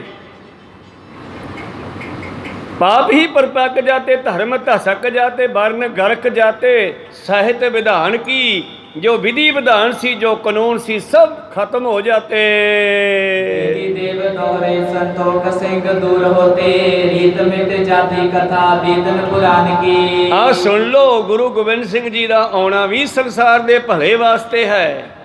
जिस तरह गांधी कहना सी ना भाई बाबा नानक तो ठीक सीगा पर गुरु गोबिंद सिंह एवें जंगा ही करता रहा। को सतनाम। तो जिस वेले गुरु प्यारे पता लग्या साडे एक महान प्रचारक नूं ते उसने उस वेले जाके गांधी नूं पुछना कीता मैं की गल तू आ गल किवें कही। गुरु गोबिंद सिंह नूं भुलक्कड़ गुरु कहा तू लड़ाइयां करता रहा। भरी सभा दे विच किसी वड्डे समागम दे विच ही कहा सी ते वड्डे समागम दे विच ही जाके पुछया उहदे कोलों जवाब मंगिया। उन्हें टाइम मंगिया उन टाइम दिता गया। टाइम देने तो बाद स्पीकर दे विच उसने गलबात शुरू की और गांधी की वो गल शुरुआत विच उचारण की भी इन्हें आ बोलिया फलाने थां दे उत्ते। फिर गांधी नूं उत्थे ही पुछया गया डिबेट करके दस बई तू ये गल क्यों कही। कहते होर बाबा नानक ठीक सीगा वो अपने माला दे नाल लोकां दीयां समाधियां लवाउंदा सीगा सिमरन कराउंदा सीगा ते गुरु गोबिंद सिंह ने तलवार क्यों चक्की। कहते हुण इस गल ते मैनूं जवाब दे बई तुसी गीता जिहड़ा ग्रंथ है तुहाडा उहनूं की समझदे हो। ते छेद ने गांधी कहंदा गीता साडी माँ है तेरी माँ ठीक है ना। ग्रंथ नूं माँ दा प्यार दिंदे हो असीं गुरु ग्रंथ साहिब नूं गुरु दा प्यार दिंदे आ। ग्रंथ साहिब साडा माँ भी आ प्यो भी आ सब कुछ है ठीक है। उहदा भी कहना फर्ज बनदा सीगा। कहंदा गीता साडी माता है। ये गीता उचारण कित्थे हुई है हुण ये दस मैनूं। कहंदे गीता उचारण हुई है कुरुक्षेत्र के मैदान च। उत्थे की सीगा जंग होनी सी। कहंदे हाँ ते जंग करन वाले कौन सीगे पांडव ते कैरों ते उन्हां दे विच कौन सीगा नाल अवतार मौके दा कृष्ण। गीता किहने उचारी कृष्ण ने जंग के मैदान च उचारी। तो फिर कृष्ण नूं भुलक्कड़ क्यों नहीं कहा भी। को सतनाम। कृष्ण जी ने अर्जन ने हथियार सिੱਟते अर्जन पांडव कहना मैं नहीं लड़दा सारे रिश्तेदार है चाचियां तायां दे जवाक है रिश्तेदार है सारे किहनूं मारा। तो कृष्ण जी कहते धर्म नूं कायम रखण वास्ते मारने पैणगे। को सतनाम लड़ाई करनी पैनी है तैनूं आपदा हक लैना तुसीं। अज तुहाडा हक नप्पिया कल नूं होरां दा नप्पणगे इस करके तैनूं जंग करनी पैनी है। उत्थे गीता का ज्ञान दे के उन्होंने सारा समझाया सी अर्जन नूं। फिर पांडव अर्जन ने शास्त्र चक्के ते जंग शुरू होया। इस करके हुण तैनूं माफ़ी मंगनी पैनी है भरी सभा दे विच। बई बाबा नानक ठीक है प्यार नाल समझाउंदा रहा पंजवें जामे तक पर पंजवें जामे तो बाद जदों पंजवें पातशाह नूं शहीद किया गया तो छेवें जामे नूं तलवार चकनी पई। फिर उस बाद सतवां अठवां नौवां शांति नाल समझाउंदे रहे पर जब नौवें पातशाह ने शहीद करता फिर 10वें तलवार चकनी। फिर गलत की होया फिर उसने उत्थे अपने बचन, अपनियां गल्लां, अपने ये शब्द वापस लए सी भी हाँ मेरी गलती है, वो समा सी तलवार चकना गुरु गोबिंद सिंह जी का, मैं माफ़ी चाहुंदा हाँ। उसने उस वेले माफ़ी मंगी सी। इस करके भाई साहब इत्थे कवि जी लिखते हैं, अगर गुरु गोबिंद सिंह जी ना आउंदे, ना तलवार चकदे, क्योंकार अजा हम हील ते दरग जस्त हलाल अस्त बुरदन बा शमशील दस्त। जदों कोई हथ नाल समझाया ना मन्ने, मूँह नाल समझाया प्यार नाल ना मन्ने, हथ बन्निया ना मन्ने, फिर तलवार चकनी जायज़ हुंदी आ। कहो सतनाम सिंह। इस करके तलवार चक्की गई। की कहते कवि जी, पाप ही परपक जाते, धर्म धसक जाते, वर्ण गर्क जाते, सहत विधान की सब कुछ खत्म हो जाता। तेरी देव दौरे संतोख सिंह दूर होते, रीत मिट जाती कथा बेदन पुराण की। ना इत्थे तुहाडियां 33 करोड़ देवी देवते दिसने सी, ना तुहाडे मंदिर दिसने सी। संतोख साहब कवि कहंदा सारे दूर हुंदे, खत्म हो जाते। रीत मिट जाती कथा बेदन पुराण की, तुहाडियां बेदां पुराणां दीयां कथावां भी बंद हो जांदियां। श्री गुरु गोबिंद सिंह पावन परम सूर, मूरत ना होती चौपै करुणा निधान की। अगर धन गुरु गोबिंद सिंह पावन परम स्वरूप सतगुरु श्री गुरु गोबिंद सिंह जी दे सुंदर स्वरूप करुणा निधान दया दे खजाने ना आउंदे दुनिया विच। गुरु हरगोबिंद साहब महाराज जी ने जिस वेले हरगोबिंदपुरे का जंग किया, उस जंग के मैदान के दौरान उत्थे एक मसीत सी, वो ढह गई सी, ते सतगुरां ने उत्थे मुसलमानों को दोबारा मसीत बनवा के भी दी। कहो सतनाम। भाव सारिਆਂ ਨੂੰ आपो अपने धर्म के विच कायम रहना चाहिए। जिस वेले किसी मुसलमान ने पूछया भी धर्म केड़ा ठीक है, साडा कि तुहाडा, ते पातशाह जी का जवाब सीगा, हमको हमारा खूब, तुमको तुम्हारा खूब। तुसी अपने धर्म च पक्के रहो, सानू साडे धर्म च पक्के रहन दिओ। जे धन गुरु नानक पातशाह नूं पुछया, मुसलमान वीरां ने जदों सतगुरु मक्के नूं गए आ ते सखर पखर दी बंदरगाह ते बैठे आ, उत्थे वड्डे वड्डे इन्हां दे पीर बहाउद्दीन वर्गे बैठे न। उत्थे गल चली, बाबा जी कोले किताब हुंदी सी, जो भी शब्द उचारे जाते तुरंत उहदे विच लिखे भी जाते सी। कहंदे ਜਿਹੜੀਆਂ पोथियां अगे उन्होंने गुरु अंगद देव दित्तियां, उन्होंने तीजे पातशाह दित्तियां, तीजे ने चौथे ने दित्तियां, और तीजा पातशाह अपने पुत्र मोहन नूं दे गया, ते बाबा मोहन जी कोलों पंजवें पातशाह लेके आए वो पोथियां। पूजा हथ किताब कच्छ, भाई गुरदास जी लिखते हैं, नील रूप सतगुरां ने ऐसा रूप धारण किया। हाजियां वाले नीले चोले पाले, नीले कपड़े पाले, ते हथ विच गुरु उन्होंने गुरु प्यारे एक सोटा फड़िया होया, जिहड़ी चादर है वो भाई बाले दे मोढे ते रखी हुई आ, गड़वा चक्या होया नाल, थैले विच पा के कोई किताब है जिहड़ी वो मोढे ते पाई हुई आ, ते सारे सखर पखर दी बंदरगाह ते इकट्ठे हो गए, बैठ गए। उत्थे गल्लां बातां चलियां। सतगुरां दा अनोखा स्वरूप है। एक पैर दे विच बुੱਛ वाली जुत्ती पाई आ, खोसा जुत्ता, ते एक पैर विच लक्कड़ दी खराम पाई आ। लक्कड़ दी खराम है जिहड़ी ये हिंदू फकीर पाउंदे आ, ते जिहड़ा खोसे जुत्ते आ मुसलमानां दे पीर फकीर पाउंदे आ। हुण सतगुर ने दोने पा छड्डे आ, गल विच माला भी पा छड्डियां, नीला रूप धार लिया उन्हां वाला जो मक्के नूं जांदे होए हाजी पाउंदे आ। हैरान हो गए, पुछदे आ तुसीं कौन हो, हिंदू हो कि मुसलमान हो? बाबा कहना मैं दोनों का गवाह, मैं दोनों की गल करन आया। अच्छा आ तुहाडी किताब च की लिखे है? भाई गुरदास जी कहते पुछन फुल किताब नूं हिंदू वड्डा कि मुसलमान होई, बाबा आखे हाजियां शुभ अमलां बाझो दोनों रोई। चंगे काम करन तो बगैर दोनों ही रोंदे जाणगे, कोई भी चंगा नहीं होगा। शुभ अमलां बाझो दोनों रोई। होर बहुत सारिया गल्लां बातां होईयां ਜਿਹੜੀਆਂ ਤੁਸੀਂ बाबे नानक की जन्म साखी चो मक्के मदीने वाली साखी चो पढ़ सकते हो। बड़िया ज्ञान दी गल्लां सारियां लिखियां होईयां। खैर फिर वो कहन लगे बाबा नानक जी तुहाडे नाल मक्के चलांगे। कहंदे ना ना, जिहड़ा कोई मुसलमान तो बगैर होर कोई बंदा साडे मक्के विच नहीं जा सकदा। जहाज़ आया, समुद्री जहाज़, ਵਿਚਾਲੇ ਦਰਿਆ ਪੈਂਦਾ ਸੀਗਾ, ਸੱਖਰ ਪੱਖਰ ਦੀ ਜਗ੍ਹਾ 'ਤੇ ਦਰਿਆ ਦਾ ਕਿਨਾਰਾ ਹੈ, ਪਰਲੇ ਪਾਸੇ ਉਹਨਾਂ ਦਾ ਮੱਕਾ ਹੈ। ਜਹਾਜ਼ ਆਇਆ ਅਤੇ ਜਹਾਜ਼ ਦੇ ਵਿੱਚ ਸਾਰੇ ਚੜ੍ਹ ਗਏ। ਬਾਬਾ ਨਾਨਕ ਕਹਿੰਦਾ ਮਰਦਾਨੇ ਆਪਾਂ ਨੂੰ ਲਿਜਾਂਦੇ ਨਹੀਂ ਗਏ, ਹੁਣ ਕੀ ਕਰੀਏ, ਚੱਲ ਮੁੜ ਚੱਲ ਗਏ ਆਪਾਂ। ਭਾਈ ਮਰਦਾਨਾ ਜੀ ਸਾਹਿਬ ਜਾਣਦੇ ਸੀ ਹੁਣ ਭੇਤੀ ਹੋ ਚੁੱਕੇ ਸੀਗੇ। ਕਹਿੰਦੇ ਬਾਬਾ ਐਵੇਂ ਬੁਲਾਓ ਨਾ ਕਰ, ਭਾਵ ਮੈਨੂੰ ਐਵੇਂ ਟਰਕਾ ਨਾ, ਤੈਨੂੰ ਕੋਈ ਨਹੀਂ ਰੋਕ ਸਕਦਾ ਗਾ, ਮੈਂ ਮੱਕਾ ਦੇਖਣਾ ਹੈ। ਨਹੀਂ ਸਾਰਦਾ, ਕਹਿੰਦੇ ਨਾ, ਕਹਿੰਦੇ ਚੰਗਾ ਨੇਤਰ ਬੰਦ ਕਰੋ। ਕਹਿੰਦੇ ਦੋਨਾਂ ਮਿੱਤਰਾਂ ਨੇ, ਭਾਈ ਬਾਲੇ ਮਰਦਾਨੇ ਨੇਤਰ ਬੰਦ ਕੀਤੇ, ਬਾਬਾ ਜੀ ਨੇ ਬੰਦ ਕੀਤੇ, ਅਤੇ ਨਾਲ ਹੀ ਇੱਕ ਸ਼ਬਦ ਉਚਾਰਨਾ ਸ਼ੁਰੂ ਕੀਤਾ। ਅਤੇ ਜਦੋਂ ਹੀ ਉਹ ਸ਼ਬਦ ਸੰਪੂਰਨ ਹੋਇਆ ਅਤੇ ਮੱਥਾ ਟੇਕ ਕੇ, ਜਿਵੇਂ ਆਪਾਂ ਸ਼ਬਦ ਪੂਰਾ ਹੋਣ 'ਤੇ ਨਮਸਕਾਰ ਕਰਦੇ ਹਾਂ, ਜਦ ਮੱਥਾ ਟੇਕ ਕੇ ਨਮਸਕਾਰ ਕਰਕੇ ਸਿਰ ਤਾਂ ਚੱਕੇ, ਅੱਖਾਂ ਖੋਲ੍ਹੀਆਂ, ਬਾਬਾ ਨਾਨਕ ਨੇ ਮਰਦਾਨੇ ਉਹ ਕੀ ਦਿਖਦਾ ਸਾਹਮਣੇ? ਕਹਿੰਦੇ ਜੀ ਇਹ ਤਾਂ ਐਂ ਲੱਗਦਾ ਜਿਵੇਂ ਕਿਸੇ ਮਸੀਤ ਦੀਆਂ ਟੀਸੀਆਂ ਹੁੰਦੀਆਂ, ਜਿਵੇਂ ਆਪਣੇ ਇੱਥੇ ਹਨੂੰਮਾਨ ਮੰਦਿਰ ਕੋਲੇ ਬਣੀਆਂ ਉੱਚੀਆਂ ਉੱਚੀਆਂ ਪਿਲਰ, ਇਹਨਾਂ ਦੀ ਨਿਸ਼ਾਨੀ ਹੈ ਮਸੀਤ ਦੀ। ਕਹਿੰਦੇ ਇਹ ਤਾਂ ਜੀ ਕਿਸੇ ਮਸੀਤ ਦੀਆਂ ਟੀਸੀਆਂ ਲੱਗਦੀਆਂ। ਕਹਿੰਦੇ ਮੱਕਾ ਤਾਂ ਨਹੀਂ ਆ ਗਿਆ ਕਿਤੇ? ਕਹਿੰਦੇ ਲੱਗਦਾ ਤਾਂ ਮੱਕਾ ਹੀ ਹੈ, ਚੱਲ ਤੁਰ ਕੇ ਚੱਲਦੇ ਹਾਂ ਹੁਣ ਨੇੜੇ। ਉੱਥੋਂ ਫਿਰ ਉੱਠ ਕੇ ਤੁਰ ਕੇ ਚੱਲੇ, ਜਿਹੜਾ ਕਿ 1 ਸਾਲ ਦਾ ਰਸਤਾ ਸੀਗਾ ਸਮੁੰਦਰ ਦੇ ਵਿੱਚ ਦੀ। ਬਾਬਾ ਨਾਨਕ ਜੀ ਇੱਕ ਸ਼ਬਦ ਗਾਉਂਦਿਆਂ ਗਾਉਂਦਿਆਂ ਪਰਲੇ ਪਾਸੇ ਪਹੁੰਚ ਗਏ, ਕਹੋ ਸਤਿਨਾਮ, ਔਰ ਮੱਕੇ ਦੀ ਕੰਧ ਦੇ ਉਰਲੇ ਪਾਸੇ ਜਾ ਕੇ ਬੈਠ ਗਏ। ਉੱਥੇ ਬੈਠ ਕੇ ਸ਼ਬਦ ਉਚਾਰਨ ਕੀਤਾ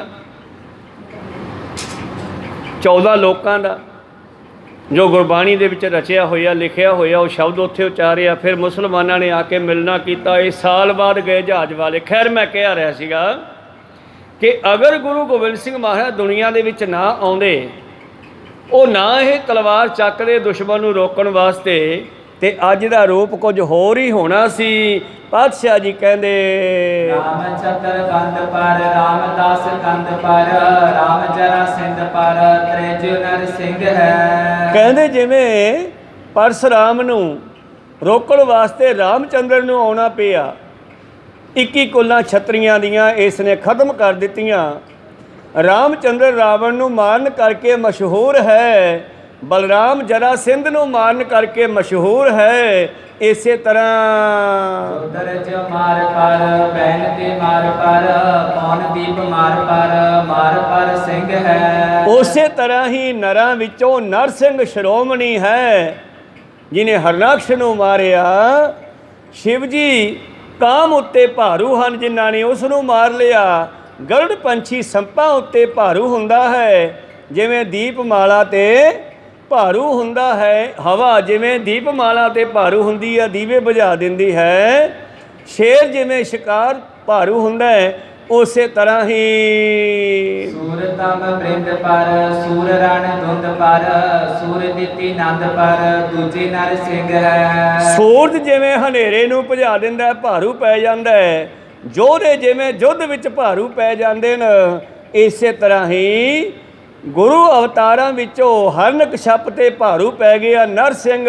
ਜਿਵੇਂ ਕਾਲ ਸਰ ਬੰਸ ਪਰ, ਤਾਵਵਨ ਬੰਸ ਪਰ, ਤਿਉ ਮਨੀਸ਼ ਬੰਸ ਪਰ, ਸ਼੍ਰੀ ਗੋਬਿੰਦ ਸਿੰਘ ਹੈ। ਜਿਵੇਂ ਕਾਲ ਸਾਰਿਆਂ 'ਤੇ ਭਾਰੂ ਹੈ, ਕਾਲ ਕਿਸੇ ਨੂੰ ਬਖਸ਼ਦਾ ਨਹੀਂ, ਸਭ ਨੂੰ ਮਾਰ ਲੈਂਦਾ ਹੈ। ਇਸੇ ਤਰ੍ਹਾਂ ਹੀ ਕਾਲ ਸਾਰਿਆਂ 'ਤੇ ਭਾਰੂ ਹੈ। ਦਾਵਾ ਨਾਲ ਅਗਨੀ ਜਿਵੇਂ ਬਾਂਸਾਂ ਦੇ ਜੰਗਲ ਵਿੱਚ ਲੱਗ ਜਾਂਦੀ ਹੈ ਅਤੇ ਖਤਮ ਕਰ ਦਿੰਦੀ ਹੈ, ਉਸੇ ਤਰ੍ਹਾਂ ਗੁਰੂ ਗੋਬਿੰਦ ਸਿੰਘ ਮਹਾਰਾਜ ਜੀ ਮਲੇਸ਼ਾਂ ਦੀ ਬੰਸ 'ਤੇ ਭਾਰੂ ਪੈ ਗਿਆ। ਹੁਣ 2 ਸ਼ਬਦ ਉਹਨਾਂ ਸਮਿਆਂ 'ਚ ਵਰਤੇ ਜਾਂਦੇ ਸੀ, ਕਾਫਰ ਅਤੇ ਮਲੇਸ਼। ਜਿਹੜੇ ਮੁਸਲਮਾਨ ਸਨ ਉਹ ਹਿੰਦੂਆਂ ਨੂੰ ਕਾਫਰ ਕਹਿੰਦੇ ਸੀਗੇ, ਵੀ ਇਹ ਰਾਹ ਭੁੱਲੇ ਹੋਏ ਆ, ਇਹਨਾਂ ਨੂੰ ਪਤਾ ਨਹੀਂ ਅਸਲੀ ਆਦਾ ਸਾਨੂੰ ਪਤਾ, ਅਤੇ ਇਹ ਉਹਨਾਂ ਨੂੰ ਮਲੇਸ਼ ਕਹਿੰਦੇ ਸੀਗੇ। ਪਰ ਮਲੇਸ਼ ਦਾ ਦੂਸਰਾ ਅਰਥ ਹੈ ਮਲ ਪਲੱਸ ਇੱਛਾ, ਜਿਹੜਾ ਮਾੜੇ ਕੰਮਾਂ ਦੀ ਸੋਚ ਰੱਖਦਾ ਹੈ। ਉਹ ਮਲੇਸ਼ ਹੈ, ਉਹ ਕੋਈ ਵੀ ਹੋਵੇ। ਮਲੇਸ਼ ਕੇਵਲ ਮੁਸਲਮਾਨਾਂ ਨੂੰ ਨਹੀਂ ਕਿਹਾ ਜਾਂਦਾ, ਉਸ ਵੇਲੇ ਕਹਿੰਦੇ ਸੀ। ਪਰ ਅੱਜ ਇਹ ਸ਼ਬਦ ਦਾ ਅਰਥ ਹੈ ਕਿ ਜਿਹੜਾ ਮਾੜੀ ਸੋਚ ਰੱਖਦਾ ਉਹ ਮਲੇਸ਼ ਹੈ, ਜਿਹੜਾ ਆਪਣੇ ਰਾਹ ਤੋਂ ਭੁੱਲਿਆ ਹੋਇਆ ਉਹ ਕਾਫਰ ਹੈ। ਕੋਈ ਵੀ ਹੋਵੇ। ਇਸੇ ਤਰ੍ਹਾਂ ਗੁਰੂ ਗੋਬਿੰਦ ਸਿੰਘ ਮਹਾਰਾਜ ਇਹਨਾਂ ਦੁਰਗੁਣੀਆਂ ਤੇ ਔਗਣਹਾਰੀਆਂ ਤੇ ਮਾੜੀ ਸੋਚ ਵਾਲਿਆਂ ਤੇ ਇਦਾਂ ਭਾਰੂ ਪੈ ਗਏ ਜਿਵੇਂ ਕਾਲ ਮੌਤ ਸਭ ਤੇ ਭਾਰੂ ਹੈ ਦੋਹਰਾ। ਸ੍ਰੀ ਗੁਰ ਦਸਮ ਸਰੂਪ ਕੀ ਮਹਿਮਾ ਮਹਾ ਮਹਾਨ। ਇਸੇ ਤਰ੍ਹਾਂ ਗੁਰੂ ਪਿਆਰਿਓ, ਗੁਰੂ ਨਾਨਕ ਗੁਰੂ ਗੋਬਿੰਦ ਸਿੰਘ ਦਸੇ ਹੀ ਗੁਰੂ ਆਪੋ ਆਪਣੇ ਸਮੇਂ ਮਹਾਨ ਹਨ। ਕਹਿਤ ਜਤਾ ਕਤ ਜੇ ਸੋ ਕਾਵ ਪਟਤ ਸੁਣਤ ਦੁਖ ਹਾਨ। ਕਵੀ ਕਹਿ ਰਿਹਾ ਜਿਹੜੇ ਵੀ ਗੁਰੂ ਦੀ ਮੱਤ ਅਨੁਸਾਰ ਚੱਲਣਗੇ, ਜਿਵੇਂ ਗੁਰੂ ਕਹਿੰਦਾ ਉਵੇਂ ਰਹਿਣਗੇ, ਉਹਨਾਂ ਦੇ ਦੁੱਖ ਦੂਰ ਹੋ ਜਾਣਗੇ ਜੀ। ਬਨਾ ਸਿੰਧ ਅਲੋਚੀਐ ਰਾਜ ਕਨ ਗਿਨੇ ਨ ਜਾਹੇ। ਹਾਂ, ਜੇ ਤੁਸੀਂ ਕਹੋ ਵੀ ਪੂਰੀ ਸਿਫਤ ਲਿਖਦੇ ਹੋ ਗੁਰੂਆਂ ਦੀ ਜਾਂ ਗੁਰੂ ਗੋਬਿੰਦ ਸਿੰਘ ਜੀ ਦੀ, ਕਹਿਣ ਲੱਗੇ ਕਦੇ ਸਿੱਪੀ ਵਿੱਚ ਸਮੁੰਦਰ ਨਹੀਂ ਪੈਂਦਾ। ਕਹੋ ਸਤਨਾਮ। ਸਾਰਾ ਸਮੁੰਦਰ ਸਿੱਪੀ ਵਿੱਚ ਨਹੀਂ ਭਰਿਆ ਜਾਂਦਾ। ਸਿੱਪੀ ਦੋ ਖੋਪੜ ਹੁੰਦੇ ਇਸ ਤਰ੍ਹਾਂ ਬੰਦ, ਇਹ ਇੱਦਾਂ ਚੱਲਦੇ ਰਹਿੰਦੇ ਆ। ਵਿੱਚ ਇਹਨਾਂ ਦੇ ਇੱਕ ਪੰਛੀ ਹੁੰਦਾ, ਜਾਨਵਰ ਹੁੰਦਾ ਛੋਟਾ ਜਿਹਾ, ਇਹ ਦੋ ਦੇ ਖੰਭ ਆ, ਉਹ ਪਾਣੀ ਵਿੱਚ ਇੱਦਾਂ ਕਰਦਾ ਰਹਿੰਦਾ। ਜਦੋਂ ਮੀਂਹ ਪੈਂਦਾ ਉਹ 'ਚੋਂ ਸਵੰਤੀ ਕਣੀ ਡਿੱਗਦੀ ਹੈ। ਜਦੋਂ ਕਣੀ ਡਿੱਗਦੀ ਹੋਵੇ ਤੇ ਇਹਦਾ ਮੂੰਹ ਖੁੱਲ੍ਹਾ ਹੋਵੇ ਤੇ ਉਹ ਕਣੀ ਇਹਦੇ ਵਿੱਚ ਡਿੱਗ ਜਾਂਦੀ ਹੈ, ਬੰਦ ਹੋ ਜਾਂਦਾ ਫਿਰ, ਤੇ ਬੰਦ ਹੋ ਕੇ ਕਣੀ ਦੇ ਭਾਰ ਦੇ ਨਾਲ ਹੀ ਇਹ ਸਮੁੰਦਰ ਦੇ ਹੇਠਾਂ ਚਲਿਆ ਜਾਂਦਾ ਹੈ ਤੇ ਥੱਲੇ ਜਾ ਕੇ ਬੰਦ ਪਿਆ ਰਹਿੰਦਾ ਕਿੰਨਾ ਸਮਾਂ, ਤੇ ਉਹ ਜਿਹੜੀ ਬੂੰਦ ਵਿੱਚ ਡਿੱਗੀ ਹੁੰਦੀ ਆ ਉਹ ਮੋਤੀ ਬਣ ਜਾਂਦੀ ਆ। ਕਹੋ ਸਤਨਾਮ। ਜਦੋਂ ਕਿਤੇ ਉਹ ਸਿੱਪੀਆਂ ਬਾਹਰ ਆਉਂਦੀਆਂ ਨਾ, ਉਹਨਾਂ ਵਿੱਚੋਂ ਪਾਰਖੂ ਲੋਕ, ਜੌਹਰੀ ਲੋਕ ਮੋਤੀ ਕੱਢ ਕੇ ਲਿਆਉਂਦੇ ਆ। ਪਰ ਜੇ ਕੋਈ ਕਹੇ ਸਿੱਪੀ ਦੇ ਵਿੱਚ ਅਸੀਂ ਸਮੁੰਦਰ ਪਾ ਲਈਏ, ਤੇ ਸਾਰਾ ਸਮੁੰਦਰ ਸਿੱਪੀ ਵਿੱਚ ਨਹੀਂ ਪਾਇਆ ਜਾ ਸਕਦਾ। ਰਜ ਕਣ ਗਿਣੈ ਨ ਜਾਹੇ। ਜਿਸ ਤਰ੍ਹਾਂ ਕੋਈ ਕਹੇ ਕਿ ਧੂੜ ਦੇ ਕਿਣਕੇ ਗਿਣ ਕੇ ਦੱਸ ਦਿਓ, ਗਿਣੇ ਨਹੀਂ ਜਾ ਸਕਦੇ, ਉਸੇ ਤਰ੍ਹਾਂ ਸ੍ਰੀ ਗੁਰੂ ਗੋਬਿੰਦ ਸਿੰਘ ਕੀ ਮਹਿਮਾ ਪਾਰ ਨ ਪਾਹੀ। ਐਸੇ ਹੀ ਗੁਰੂ ਗੋਬਿੰਦ ਸਿੰਘ ਜੀ ਦੀ ਮਹਿਮਾ ਦਾ ਕੋਈ ਅੰਤ ਨਹੀਂ ਜੀ। ਪਾਚਤ ਸੁਖ ਪਰਲੋਕ ਜੀ ਸ਼ੁਭ ਗਨ ਸੁਨ ਲੈ ਧਾਰ। ਹਾਂ ਸਿੱਖਾ, ਜੇ ਤੂੰ ਪਰਲੋਕ ਦੇ ਸੁੱਖ ਚਾਹੁੰਦਾ, ਲੋਕ ਦੇ ਸੁੱਖ ਚਾਹੁੰਦਾ, ਤੇ ਜਿਹੜੇ ਗੁਰੂ ਦੱਸੀ ਹੋਈ ਗੁਰਮਤਿ ਹੈ ਉਹਨੂੰ ਗ੍ਰਹਿਣ ਕਰ ਲੈ, ਗੁਰੂ ਦੇ ਗੁਣਾਂ ਨੂੰ ਗ੍ਰਹਿਣ ਕਰ ਲੈ। ਮਤ ਵਿੱਚ ਗੁਰ ਕਥਾ ਮੈਂ ਪਰਨੀ ਵਿਸਥਾਰ। ਮੈਂ ਇਹ ਕਥਾ ਵੀ ਇਸੇ ਕਸ ਕੇ ਵਰਣਨ ਕੀਤੀ ਆ ਕਿ ਸ਼ਾਇਦ ਗੁਰੂ ਮੇਰੇ ਤੇ ਖੁਸ਼ ਹੋ ਜਾਵੇ। ਕੋ ਸਤਨਾਮ। ਕਵੀ ਕਹਿੰਦਾ ਸੰਤੋਖ ਸਿੰਘ ਇੱਥੇ ਕਹਿੰਦੇ ਮੈਂ ਜੋ ਆਪ ਜੀ ਨੂੰ ਕਥਾ ਸੁਣਾਉਣਾ, ਮੈਂ ਵੀ ਤਾਂ ਇਸੇ ਕਰਕੇ ਸੁਣਾਉਣਾ ਕਿ ਸ਼ਾਇਦ ਗੁਰੂ ਮੇਰੇ ਤੇ ਖੁਸ਼ ਹੋ ਜਾਵੇ। ਕੋ ਸਤਨਾਮ। ਮੈਂ ਵੀ ਗੁਰੂ ਦੀ ਖੁਸ਼ੀ ਲੈਣ ਵਾਸਤੇ ਤੁਹਾਨੂੰ ਇਹ ਕਥਾ ਵਰਣਨ ਕਰਦਾ ਹਾਂ, ਸੁਣਾਉਣੀ ਕਰਦਾ ਹਾਂ। ਕਹਿਣ ਲੱਗੇ ਮੱਝ, ਸੂਰ, ਗਧਾ, ਕੁੱਤਾ ਆਦਿ ਸਾਰੇ ਮਿਲ ਕੇ ਗੰਗਾ ਦੇ ਜਲ ਨੂੰ ਮੈਲਾ ਕਰਨਾ ਚਾਹੁਣ,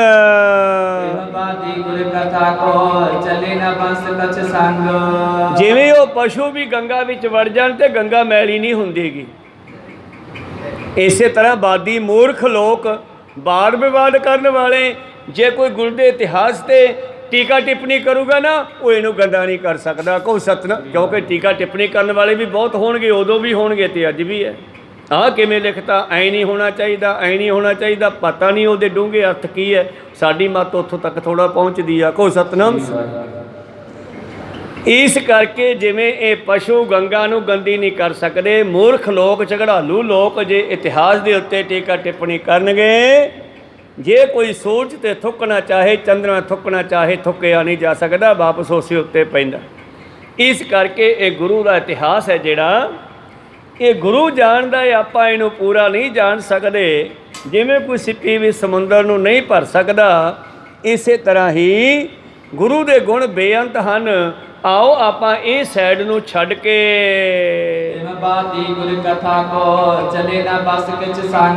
ਵਾਦ ਵਿਵਾਦ ਕਰਨ ਵਾਲਿਆਂ ਦਾ ਕੋਈ ਵੱਸ ਨਹੀਂ ਚੱਲਦਾ। ਹਾਂ, ਗੰਗਾ ਮੈਲੀ ਕਦੋਂ ਹੁੰਦੀ ਆ? ਗੰਗਾ ਮੈਲੀ ਉਦੋਂ ਹੁੰਦੀ ਆ ਜਦੋਂ ਗੰਗਾ ਤੇ ਵਸਣ ਵਾਲੇ ਗੰਦੇ ਹੋ ਜਾਣ। ਕਹੋ ਸਤਨਾਮ। ਗੰਗਾ ਦਾ ਪਾਣੀ ਨਹੀਂ ਗੰਦਾ, ਗੰਗਾ ਦਾ ਪਾਣੀ ਸਾਫ਼ ਹੀ ਆ। ਪਹਿਲਾਂ ਵੀ ਗੰਗਾ ਚੱਲਦੀ ਸੀ, ਨਦੀਆਂ ਹੋਰ ਵੀ ਚੱਲਦੀਆਂ, ਪਰ ਉਹ ਨਦੀ ਕਿਉਂ ਮਸ਼ਹੂਰ ਹੋ ਗਈ? ਕਿਉਂਕਿ ਉਸ ਨਦੀ ਦੇ ਕਿਨਾਰੇ 'ਤੇ ਇੱਕ ਸਮਾਂ ਮਿਥਿਆ ਗਿਆ, ਸਾਲ ਛਮਾਹੀ ਰੱਬ ਦੇ ਪਿਆਰੇ ਆ ਕੇ ਉੱਥੇ ਬੈਠਦੇ ਸੀਗੇ, ਅਤੇ ਅਸੀਂ ਗ੍ਰਸਤੀ ਲੋਕ, ਖੇਤੀਬਾੜੀ ਕਰਨ ਵਾਲੇ ਹੋਰ ਲੋਕ ਸਮਾਂ ਕੱਢ ਕੇ ਉਹਨਾਂ ਦੇ ਕੋਲ ਜਾਂਦੇ ਸੀਗੇ, ਉਹਨਾਂ ਤੋਂ ਰੱਬ ਦੀਆਂ ਗੱਲਾਂ ਸੁਣਦੇ ਸੀਗੇ। ਤਾਂ ਇੱਕ ਥਾਂ ਮਿਥਿਆ ਗਿਆ, ਪਾਣੀ ਮਨੁੱਖ ਦੀ ਮੁੱਖ ਲੋੜ ਹੈ। इस करके अपने सरोवर बनाए गए। कहो सतनाम बौली साहब रची गई। पानी मनुख की खास लोड़ है। तिन्ना दरियावां सो दोस्ती मन मुख सच्चा नाओ। जिन्हां दे मन विच मुख विच परमेश्वर का नाम हुंदा है, वो तड़के उठ के दरिया नाल भी दोस्ती करते हैं, पानी नाल दोस्ती करते हैं। तो गुरु प्यारिओ, पानी मुख लोड़ सी, इस करके रचना रची गई दरियावां के किनारे ते ओहो गंगा का दरिया है ते चाहे गुरु प्यारिओ दरिया किते भी है। गंगा यमुना सरस्वती ये नदियाँ बड़ियां मशहूर मनिया गईयां। इन्हां ते सत्संग होया करदी सी, रब दे प्यारे आउंदे सी, असी भी जाके साल छमाही उन्हां तो लाहा लैके आउंदे सी। तो जिस करके वो नदियाँ मशहूर हो गईयां। कबीर साहब जी का बचन है, जितने तीर्थ देवी थापे तितने लोचै धूड़ साधु की ताई। मैल भरे परे हमरे विच हमरी मैल साधु की धूड़ गवाई। साडे विच आके गंदे भी नहाउंदे आ, पर साधुआं दी सत्संग करके असी फिर पवित्र हो जाने आ। नहावन चले तीर्थी, अज दा माहौल कबीर साहब लिखते हैं कलयुग का। नहावन चले तीर्थी मन खोटे तन चोर। अज भी लोग गंगा ते जाते हैं, उत्थे भी वसदे आ, बहुत गंगा के किनारे ते भी रहिंदे न। नहावन चले तीर्थी मन खोटे तन चोर। एक भौ लथी नहातियां दोए भौ चढ़ी असहोर। उत्थे एक तो डर ला आया भी जेडे पिछले साल पाप किए सी, तो सारे साफ हो गए, दोबारे घरे आके दोबारे फिर पाप शुरू करते। कहो सतनाम। तीर्थ नहावन जाओ तीर्थ नाम है, तो गुरु कहते असल विच ओ गंगा ते उन्हां दरियावां दे किनारे रब दे प्यारिआं दी सत्संग हुंदी सी, तां उत्थे महानता नाम दी सीगी। ते अज वो तीर्थ गुरु साहब ने थां थां ते बना दिते। बाणी एक चलदी फिरदी गंगा है, जिहड़ी सारिआं नूं ज्ञान दे के साफ करदी है, साडी बुद्धि साफ करदी है। इस करके गंगा तीर जो घर करे पीवे निर्मल नीर। जे कोई गंगा दे उत्ते जाके घर पा लवे, इत्थे तां लोग मुर्दे दे मूँह विच थोड़ा गंगा जल पाउंदे आ, सीसी च रखिया होया, उत्थों लिआउंदे आ ना, गंगा तो लिया के आउंदे आ, वो घरे रखिया पिया हुंदा। हिंदू मत में कोई बुढ़ा मरदा वो मूँह च पानी पा दिंदे, वो गंगा का भी मुक्ति हो जूगी। कबीर साहब जी कहते उत्थे रह नहीं लग जा, चाह भी उस पानी की बना, लस्सी च भी उही पा, रोटी च भी उही पा, फिर भी मुक्ति नहीं होनी। कहो सतनाम। कबीर गंगा तीर जो घर करे पीवै निर्मल नीर। बिन हर भगत ना मुक्त होए इयों कह रमे कबीर। कबीर साहब तो ऐदा कह के गए आ। कहो सतनाम।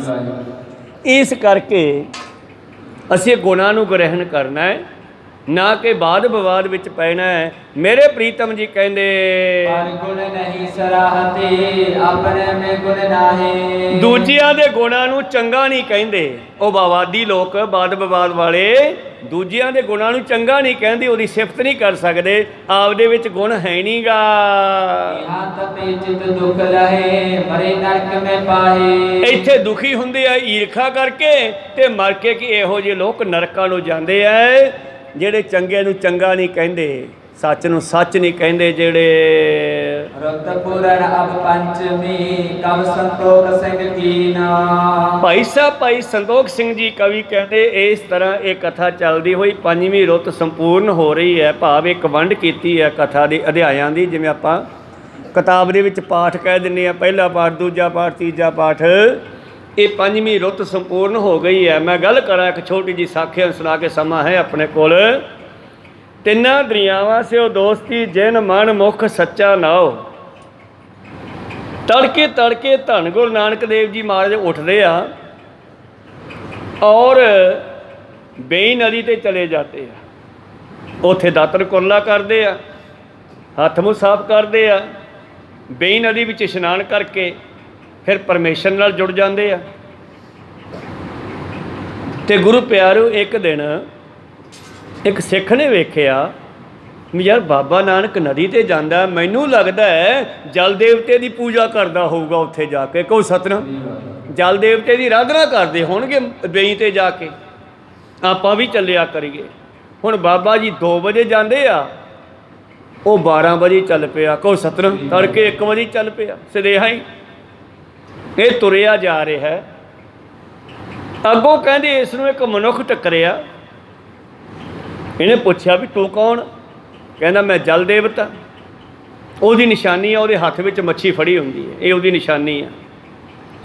ਕਹਿੰਦੇ ਤੂੰ ਜਲ ਦੇਵਤਾ ਕਿੱਧਰ ਚੱਲਿਆ? ਕਹਿੰਦਾ ਮੈਂ ਤਾਂ ਬਾਬੇ ਨਾਨਕ ਨੂੰ ਮੱਥਾ ਟੇਕਣ ਚੱਲਿਆ। ਕਹਿੰਦਾ ਹੈ, ਮੈਂ ਸੋਚਿਆ ਬਾਬਾ ਨਾਨਕ ਤੈਨੂੰ ਮੱਥਾ ਟੇਕਦਾ ਹੋਊਗਾ। ਕਹੋ ਸਤਨਾਮ। ਕਹਿੰਦਾ ਮੂਰਖਾ, ਉਹ ਤਾਂ ਖੁਦ ਪਰਮੇਸ਼ਰ ਹੈ, ਉਹ ਮੈਨੂੰ ਕਿਉਂ ਮੱਥਾ ਟੇਕੋ? ਅਸੀਂ ਉਹਦੇ ਪੈਰਾਂ 'ਚ ਆ, ਅਸੀਂ ਸਾਰੇ ਦੇਵੀ ਦੇਵਤੇ ਉਹਦੇ ਪੈਰਾਂ 'ਚ, ਚਰਨਾਂ 'ਚ। ਕਹਿੰਦਾ ਫਿਰ ਮੈਂ ਤਾਂ ਕੁਛ ਹੋਰ ਸਮਝਿਆ ਸੀਗਾ ਵੀ ਬਾਬਾ ਨਾਨਕ ਤੜਕੇ ਜਦੋਂ ਜਾਂਦਾ ਹੈ ਵੇਈ ਨਦੀ 'ਤੇ ਵੀ ਸ਼ਾਇਦ ਤੇਰੀ ਪੂਜਾ ਕਰਦਾ ਹੋਊਗਾ। ਕਹਿੰਦਾ ਨਹੀਂ, ਉਹ ਮੇਰੀ ਪੂਜਾ ਨਹੀਂ ਕਰਦਾ, ਮੈਂ ਉਹਦੀ ਕਰਦਾ। ਦੇਖ ਚੱਲਿਆ ਮੱਥਾ ਟੇਕਣ ਮੈਂ ਹੁਣ। ਚੱਲ ਦੋਨੇ ਮੁੜ ਆਏ ਉੱਥੋਂ, ਬਾਬੇ ਨਾਨਕ ਜੀ ਦੇ ਕੋਲ ਆ ਗਏ। ਪਾਤਸ਼ਾਹ ਨੇ ਦੇਖਿਆ ਵੀ ਇਹ ਤਾਂ ਆਉਂਦਾ ਹੀ ਸੀਗਾ, ਤੇ ਆਹ ਨਾਲ ਸਿੱਖ ਕਿਵੇਂ ਤੁਰੇ ਆਉਂਦਾ ਸੁਨੇਹਾ ਹੀ, ਬਈ ਤੂੰ ਕਿਵੇਂ? ਕਹਿੰਦਾ ਜੀ ਮੈਨੂੰ ਤਾਂ ਭੁਲੇਖਾ ਪੈ ਗਿਆ। ਕਹਿੰਦੀ ਉਹ ਕਿਵੇਂ? ਕਹਿੰਦੇ ਮੈਂ ਸੋਚਿਆ ਵੀ ਤੁਸੀਂ ਵੇਈ ਨਦੀ 'ਤੇ ਜਾਂਦੇ ਹੋ ਤੜਕੇ ਸਦਿਆਂ ਉੱਠ ਕੇ, ਵੀ ਜਲ ਦੇਵਤੇ ਦੀ ਪੂਜਾ ਕਰਦੇ ਹੋਵੋਗੇ। ਫੇਰ ਕੀ ਪਤਾ ਲੱਗਿਆ? ਕਹਿੰਦੇ ਇਹ ਕਹਿੰਦਾ ਮੈਂ ਤਾਂ ਬਾਬੇ ਨਾਨਕ ਦੇ ਚਰਨ ਪਰਸਨ ਚੱਲਿਆ। ਅਤੇ ਬਾਬਾ ਨੇ ਕਹਿੰਦੇ ਮੈਨੂੰ ਪੁੱਛ ਤਾਂ ਲੈਂਦਾ ਵੀ ਕੀ ਲੈਣ ਜਾਂਦੇ ਹੋ। ਅਤੇ ਉੱਥੇ ਸ਼ਬਦ ਉਚਾਰਿਆ ਸੀ ਫਿਰ ਸਿੱਖ ਨੂੰ ਸਮਝਾਉਂਦਿਆਂ ਹੋਇਆਂ, ਤਿੰਨਾਂ ਦਰਿਆਵਾਂ ਸੋ ਦੋਸਤੀ ਜਿਨ ਮਨ ਮੁਖ ਸੱਚਾ ਨਾਓ। ਜਿਹੜੇ ਪਰਮੇਸ਼ਰ ਨਾਲ ਜੁੜਨਾ ਚਾਹੁੰਦੇ ਉਹ ਪਹਿਲਾਂ ਦਰਿਆ ਨਾਲ ਦੋਸਤੀ ਕਰਦੇ ਆ, ਪਾਣੀ ਨਾਲ ਦੋਸਤੀ ਕਰਦੇ ਆ। ਕੁਰਲੀ ਤਾਂ ਕਰਦੇ ਆ ਘੱਟੋ ਘੱਟ, ਕਹੋ ਸਤਨਾਮ। ਪਹਿਲਾਂ ਪਾਣੀ ਵਰਤਦੇ ਆ, ਪਾਣੀ ਪਿਤਾ ਜਗਤ ਕਾ, ਫਿਰ ਪਾਣੀ ਸਭ ਖਾਏ। ਦੂਸਰਾ ਇਹਦਾ ਅਰਥ ਇਹ ਵੀ ਹੈ ਕਿ ਆਪਾਂ ਸਾਰੇ ਦਰਿਆ ਹਾਂ। ਕੀਤਾ ਪਸਾਓ ਏਕੋ ਕਵਾਓ, ਤਿਸ 'ਤੇ ਹੋਏ ਲੱਖ ਦਰਿਆਓ। ਆਪਾਂ ਸਾਰੇ ਦਰਿਆ ਹਾਂ ਜਿਨ੍ਹਾਂ ਨੇ ਰੱਬ ਨੂੰ ਮਿਲਣਾ ਹੈ। ਪਹਿਲਾਂ ਸ੍ਰਿਸ਼ਟੀ ਨਾਲ ਪਿਆਰ ਕਰੋ, ਫਿਰ ਰੱਬ ਮਿਲੂਗਾ, ਨਹੀਂ ਤਾਂ ਮਿਲਣਾ ਨਹੀਂ। ਕਹੋ ਸਤਨਾਮ। ਤਿੰਨਾਂ ਦਰਿਆਵਾਂ ਸੋ ਦੋਸਤੀ ਜਿਨ ਮਨ ਮੁਖ ਸੱਚਾ ਨਾਓ। ਜੋ ਰੱਬ ਨੂੰ ਪਾਉਣਾ ਚਾਹੁੰਦੇ ਹੈ ਉਹ ਸ੍ਰਿਸ਼ਟੀ ਨਾਲ ਪਿਆਰ ਕਰਨਗੇ ਤਾਂ ਗੱਲ ਬਣਨੀ ਆ, ਤਾਂ ਉਹ ਸਿੱਖ ਸਤਿਗੁਰਾਂ ਦੇ ਪੈਰੀ ਪੈ ਗਿਆ। ਇਸ ਕਰਕੇ ਗੁਰੂ ਸਾਹਿਬ ਨੇ ਉਸ ਵੇਲੇ ਇਹ ਸ਼ਬਦ ਉਚਾਰਿਆ ਸੀਗਾ ਕਿ ਜਿਨ੍ਹਾਂ ਨੂੰ ਰੱਬ ਦੇ ਮਿਲਣ ਦੀ ਇੱਛਾ ਉਹ ਤੜਕੇ ਦਰਿਆ ਨਾਲ ਦੋਸਤੀ ਕਰਦੇ, ਭਾਵ ਉੱਠ ਕੇ ਇਸ਼ਨਾਨ ਕਰਦੇ ਹਨ।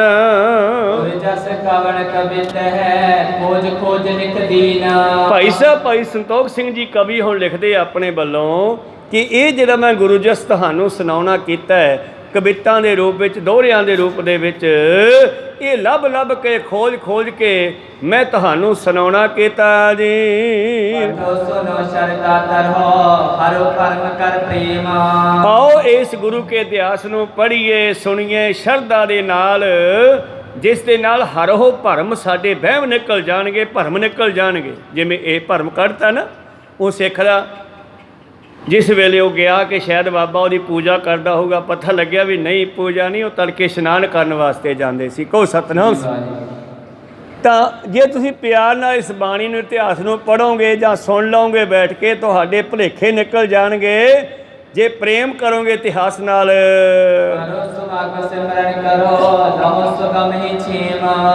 ਪਰੋ ਸਮਗ ਚੰਗੇ ਰਸਤੇ ਪੈ ਜਾਓਗੇ, ਤੁਸੀਂ ਮਾੜੇ ਕੰਮ ਛੱਡ ਜਾਓਗੇ।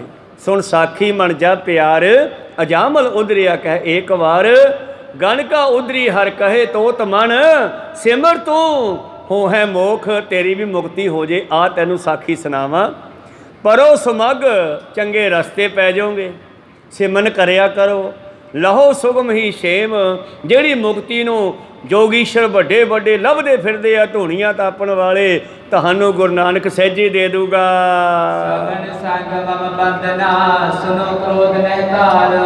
ਇੱਕ ਮੇਰੀ ਬੇਨਤੀ ਹੈ ਸਾਰਿਆਂ ਨੂੰ ਕਿ ਜ਼ਿੰਦਗੀ ਵਿੱਚੋਂ ਗੁੱਸਾ ਕੱਢ ਦਿਓ, ਕ੍ਰੋਧ ਨਾ ਕਰਿਆ ਕਰੋ। ਸ਼ਾਇਦ ਉੱਥੇ ਬਾਦ ਵਿਵਾਦ ਹੋ ਗਿਆ ਹੋਣਾ ਖੜਾ, ਜਿਸ ਵੇਲੇ ਭਾਈ ਸਾਹਿਬ ਜੀ ਕਥਾ ਲਿਖਦੇ ਸੀ ਨਾ ਸੰਤੋਖ ਸਿੰਘ, ਪਹਿਲਾਂ ਲਿਖਦੇ ਤੇ ਹੱਥ ਨੇ ਫਿਰ ਸਾਰੀ ਸੰਗਤ ਨੂੰ ਸੁਣਾਇਆ ਕਰਦੇ ਸੀਗੇ। ਲਿਖਦੇ ਕਿੱਥੋਂ ਸੀਗੇ? ਜੋ ਭਾਈ ਸਾਹਿਬ ਭਾਈ ਰਾਮ ਕੌਰ ਜੀ ਨੇ ਉਚਾਰਨ ਕੀਤੀ ਸੀ ਉਹਨੂੰ ਫਿਰ ਛੰਦਾਬੰਦੀ 'ਚ ਕਰਦੇ ਸੀ ਰੋਜ਼ ਇਹ। ਅਤੇ ਜਿੰਨੀ ਛੰਦਾਬੰਦੀ 'ਚ ਕੀਤੀ ਜਾਂਦੀ, ਇਸ ਵੇਲੇ ਦੀਵਾਨ ਸੱਜਦਾ, ਸੰਗਤ ਵਿੱਚ ਬੈਠਦੀ ਅਤੇ ਉਹ ਸਾਰੀ ਭਾਈ ਸਾਹਿਬ ਸੰਗਤ ਨੂੰ ਸੁਣਾਇਆ ਕਰਦੇ ਸੀ। ਹੋ ਸਕਦਾ ਕੋਈ ਝਗੜਾਲੂ ਆ ਗਿਆ ਹੋਵੇ ਵਿੱਚ। ਇਸ ਕਰਕੇ ਕਵੀ ਜੀ ਕਹਿੰਦੇ ਸਿੱਖੋ ਇਤਿਹਾਸ ਤਾਂ ਸੁਣੋ, ਪਰ ਜ਼ਿੰਦਗੀ ਵਿੱਚੋਂ ਕ੍ਰੋਧ ਨੂੰ ਕੱਢ ਦਿਓ। ਬੇਨਤੀ ਕਰ ਲਿਆ ਕਰੋ, ਸ਼ਬਦ ਹੈ ਨਾ, ਕਾਮ ਕ੍ਰੋਧ ਅਰ ਲੋਭ ਮੋਹ ਬਿਨ ਜਾਇਆ ਮੇਵ, ਨਾਨਕ ਪ੍ਰਭ ਸ਼ਰਨਾਗਤੀ ਕਰ ਪ੍ਰਸਾਦ। ਗੁਰਦੇਵ ਬੇਨਤੀ ਕਰਿਆ ਕਰੋ। ਜਹਾਂ ਕੂਲ ਮੋਤੇ ਪਰੇ ਪਠੀ ਆਪ ਸੁਧਾਰ, ਔਰ ਮਾਫੀ ਮੰਗਦੇ ਹਾਂ ਜਿੱਥੇ ਮੈਥੋਂ ਭੁੱਲ ਹੋ ਗਈ ਹੋਵੇ ਕਿਤੇ ਲਿਖਣ ਪੜ੍ਹਨ ਸੁਣਾਉਣ ਦੇ ਵਿੱਚ, ਤੁਸੀਂ ਆਪ ਸੁਧਾਰ ਲਿਓ ਭਾਈ। ਤੇਰਾ ਕਰਨ ਆਪਣੀ ਸਫਲ ਜੁਗਲੋਕਨ ਸੁਖ ਹੀਤ। ਮੈਂ ਤਾਂ ਆਪਣੀ ਜ਼ੁਬਾਨ ਸਫਲੀ ਕਰਦਾ, ਇਹ ਰਸਨਾ ਤੂੰ ਅਨਰਸ ਰਾਹ ਚ ਰਹੀ, ਤੇਰੀ ਪਿਆਸ ਨਾ ਜਾਏ, ਪਿਆਸ ਨਾ ਜਾਏ ਹੋਰਤ ਕੀਤਾ ਜਿਚਰ ਹਰ ਰਸ ਪੱਲੇ ਨਾ ਪਾਏ, ਹਰ ਰਸ ਪਾਏ ਪੱਲੇ ਪੀਏ ਹਰ ਰਸ, ਬਹੁ ਨ ਤ੍ਰਿਸ਼ਨਾ ਲਾਗੇ ਆਏ। ਇਸ ਕਰਕੇ ਸਿੱਖੋ ਮੈਂ ਆਪਣੀ ਬਾਣੀ ਨੂੰ ਸਫਲੀ ਕਰਦਾ ਹਾਂ ਦੋਹਾਂ ਲੋਕਾਂ ਦੇ ਵਿੱਚ ਸੁੱਖ ਪ੍ਰਾਪਤ ਕਰਨ ਲਈ। ਗੁਰੂ ਕਥਾ ਵਰਣਨ ਕਰੀ ਚਾਰ ਪਦਾਰਥ ਦੇਤ। ਜੋ ਮੈਂ ਆਪ ਜੀ ਨੂੰ ਗੁਰੂ ਕਾ ਜਸ ਸੁਣਾਇਆ ਹੈ ਇਹ ਚਾਰੇ ਪਦਾਰਥ ਦੇਣ ਵਾਲੀ ਹੈ। ਚਾਰ ਪਦਾਰਥ ਜੇ ਕੋ ਮੰਗੇ ਸਾਰ ਜਨਾ ਕੀ ਸੇਵਾ ਲਾਗੈ। ਇਸ ਕਰਕੇ ਮੈਂ ਜੋ ਤੁਹਾਨੂੰ ਗੁਰੂ ਕਾ ਜਸ ਸੁਣਾਇਆ ਹੈ ਇਹ ਚਾਰੇ ਪਦਾਰਥ ਦੇਣ ਵਾਲਾ ਹੈ। ਜੀਵਤ ਜਗ ਮੈਂ ਸੁਖ ਦੇ ਬਾਚਤ ਪ੍ਰਾਪਤ ਕੀਨਾ। ਜਿੰਨਾ ਚਿਰ ਦੁਨੀਆ ਵਿੱਚ ਰਹੋਗੇ ਮਨ ਵਾਂਛਿਤ ਫਲ ਮਿਲੇਗਾ, ਸੁੱਖ ਮਿਲਣਗੇ। ਇਹਦੇ ਭਰੋਸਾ ਪਰਲੋਕ ਕੋ ਹੋਏ ਸਹਾਇ ਪ੍ਰਵੀਨਾ। ਭਰੋਸਾ ਰੱਖੋ ਪਰਲੋਕ ਦੇ ਵਿੱਚ ਵੀ ਇਹ ਗੁਰੂ ਸਹਾਇਤਾ ਕਰਨਗੇ। ਦੋਹਰਾ ਇੱਕ ਓੰਕਾਰ ਸਤਿਗੁਰ ਪ੍ਰਸਾਦ। ਜਿਹੜੀ ਅਗਲੀ ਕਥਾ ਆਰੰਭ ਹੁੰਦੀ ਹੈ 6ਵੀਂ ਰੁੱਤ ਅੱਗੇ ਮੰਗਲਾਚਰਨ ਕਰਦੇ ਆ ਉੱਤੇ ਸਤਿਗੁਰੂ ਪਾਤਸ਼ਾਹ ਜੀ ਦੇ ਪ੍ਰਥਾਏ ਜੋ ਗੁਰਬਾਣੀ ਵਿੱਚ ਵੀ ਕੀਤਾ ਹੋਇਆ। ਮੰਗਲਾਚਰਨ ਕਈ ਰੂਪਾਂ 'ਚ ਆਇਆ ਹੈ, ਛੋਟਾ ਵੱਡਾ ਇੱਕ ਓੰਕਾਰ, ਇੱਕ ਓੰਕਾਰ ਪ੍ਰਸਾਦ, ਇੱਕ ਓੰਕਾਰ ਤੋਂ ਲੈ ਕੇ ਮੂਲ ਮੰਤਰ ਗੁਰਪ੍ਰਸਾਦ ਤੱਕ। ਤਾਂ ਇੱਥੇ ਛੋਟਾ ਮੰਗਲਾਚਰਨ ਕੀਤਾ, ਇੱਕ ਓੰਕਾਰ ਪ੍ਰਸਾਦ, ਸ੍ਰੀ ਵਾਹਿਗੁਰੂ ਜੀ ਕੀ ਫਤਿਹ। 10ਵੇਂ ਪਾਤਸ਼ਾਹ ਜੀ ਨੇ ਇਹ ਮੰਗਲਾਚਰਨ ਵਰਤਿਆ। 6ਵੀਂ ਰੁੱਤ ਅਧਿਆਇਆ ਪਹਿਲਾ। ਦੋਹਰਾ ਸ੍ਰੀ ਗੁਰ ਚਰਨ ਸਰੋਜ ਕੋ ਸਮ ਜਹਾਜ ਕੀ ਪਾਈ। ਆਓ ਅਰਦਾਸ ਕਰੀਏ। ਗੁਰੂ ਦੇ ਚਰਨ ਜਿਹੜੇ ਹਨ ਉਹ ਜਹਾਜ਼ ਦੇ ਤਰ੍ਹਾਂ ਹੈ ਸਾਨੂੰ ਤਾਰਨ ਦੇ ਲਈ। ਆਓ ਗੁਰੂ ਦੇ ਚਰਨਾਂ ਦਾ ਧਿਆਨ ਧਰੀਏ ਕਿਉਂਕਿ ਭਾਈ ਸਾਹਿਬ ਇਹ ਕਥਾ ਲਿਖਦੇ ਹਨ, ਉਚਾਰਦੇ ਹਨ, ਬਾਰ-ਬਾਰ ਗੁਰੂ ਅੱਗੇ ਅਰਦਾਸ ਕਰਨੀ ਪੈਂਦੀ ਹੈ, ਕਰਨੀ ਚਾਹੀਦੀ ਹੈ ਤਾਂ ਕਿ ਮੇਰੇ ਇਸ ਕਥਾ ਦੇ ਵਿੱਚ ਕੋਈ ਵਿਘਨ ਨਾ ਪਵੇ, ਲੜੀਵਾਰ ਲਗਾਤਾਰ ਚੱਲਦੀ ਰਹੇ, ਮੈਂ ਸਾਰੀ ਲਿਖ ਸਕਾਂ। ਭਾਈ ਸਾਹਿਬ ਜੀ ਅਗਲੀ ਕਥਾ ਆਰੰਭ ਕਰਦੇ ਹਨ। ਸ੍ਰੀ ਗੁਰੂ ਨਾਨਕ ਅੰਗਦ ਗੁਰੂ ਤ੍ਰਿਤੀ ਚੌਥਰੋ ਰੂਪ। ਸਤਿਗੁਰੂ ਨਾਨਕ ਦੇਵ ਜੀ, ਗੁਰੂ ਅੰਗਦ ਦੇਵ ਜੀ, ਤੀਸਰੇ ਪਾਤਸ਼ਾਹ, ਚੌਥੇ ਸਤਿਗੁਰੂ ਰਾਮਦਾਸ ਜੀ। ਪੰਚਮ ਖਸ਼ਟਮ ਸਪਤਮੋ ਅਸ਼ਟਮ ਨਵ ਸਰੂਪ।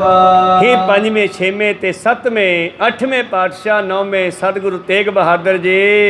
ਗੁਰੂ ਗੋਬਿੰਦ ਸਿੰਘ ਦਸਮ ਪ੍ਰਭ ਜਗਤਾਰਨ ਅਵਤਾਰ। ਹੇ ਦਸਵੇਂ ਪਿਤਾ ਸਤਿਗੁਰੂ ਗੋਬਿੰਦ ਸਿੰਘ ਜੀ ਮਹਾਰਾਜ ਜਗਤ ਦੇ ਤਾਰਨ ਵਾਲਿਓ। ਕਥਾ ਆਪਣੀ ਆਪ ਹੀ ਰਚੀ ਸਹਿਤ ਵਿਸਥਾਰ। ਇਹ ਸਾਰਾ ਤੁਸੀਂ ਆਪ ਹੀ ਕਰ ਰਹੇ ਹੋ। ਆਪੇ ਕੰਡਾ ਤੋਲ ਤਰਾਜੀ, ਆਪੇ ਤੋਲਨਹਾਰਾ, ਆਪੇ ਦੇਖਾ, ਆਪੇ ਬੁੱਝੈ, ਆਪੇ ਹੈ ਬੰਜਾਰਾ, ਆਪੇ ਰਸੀਆ, ਆਪ ਰਸ, ਆਪੇ ਰਾਵਣਹਾਰ, ਆਪੇ ਰਸ ਹੈ, ਆਪੇ ਰਸ ਨੂੰ ਮਾਨਣ ਵਾਲਾ ਹੈ। ਜਿਉਂ ਬੁਲਾਵੇ ਤਿਉਂ ਬੋਲਾਂ ਸੁਆਮੀ, ਜੇ ਭੇਜੇ ਤੈ ਜਾਵਾਂ। ਇਸ ਕਰਕੇ ਤੂੰ ਆਪ ਹੀ ਸਭ ਕੁਝ ਕਰਨ ਵਾਲੇ ਹੋ। ਔਰ ਮੇਰਾ ਤਾਂ ਇੱਕ ਬਹਾਨਾ ਜਿਹਾ ਬਣ ਗਿਆ, ਮੈਨੂੰ ਆਪ ਦਾ ਸਮਝ ਕੇ ਤੁਸੀਂ ਸੇਵਕ ਦਾਸ ਬਣਾ ਕੇ ਮੈਨੂੰ ਇਹ ਬੋਲਣ ਦੀ ਤਾਕਤ ਦੇ ਰਹੇ ਹੋ। ਨਹੀਂ ਤਾਂ ਬੰਦੇ 'ਚ ਕਿੱਥੇ ਤਾਕਤ ਹੈ, ਕਿੱਥੇ ਇੰਨੀ ਸਿਆਣਪ ਹੈ ਕਿ ਮੈਂ ਤੁਹਾਡਾ ਇਤਿਹਾਸ ਇੰਨਾ ਇਕੱਠਾ ਕਰ ਲੈਂਦਾ। ਇਹ ਤੁਸੀਂ ਕਿਰਪਾ ਕਰ ਰਹੇ ਹੋ। ਇੱਥੇ ਭਾਈ ਸੰਤੋਖ ਸਿੰਘ ਜੀ ਪਹਿਲਾਂ ਗੁਰੂ ਅੱਗੇ ਬੇਨਤੀਆਂ ਕਰਦਾ ਇਦਾਂ।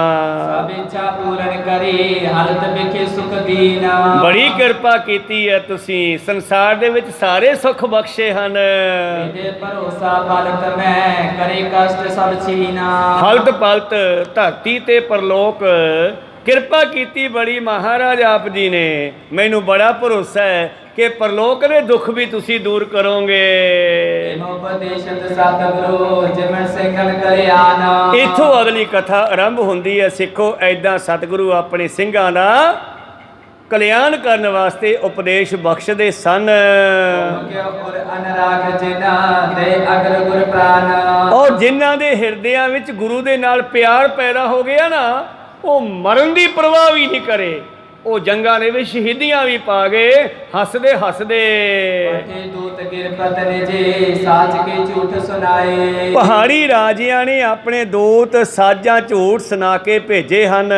सवा लाख सेना सहित तै कुमराव चढ़ाए।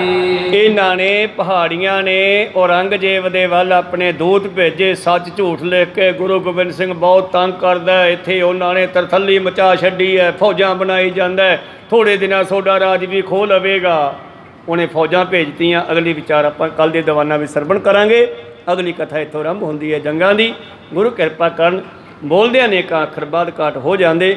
ਸਿੱਖ ਸੰਗਤਾਂ ਤੇ ਸਤਿਗੁਰੂ ਬਖਸ਼ਣ ਜੋਗ ਹੈ, ਬਖਸ਼ ਲੈਣਾ ਜੀ। ਸਮਾਪਤੀ ਕਰੀਏ।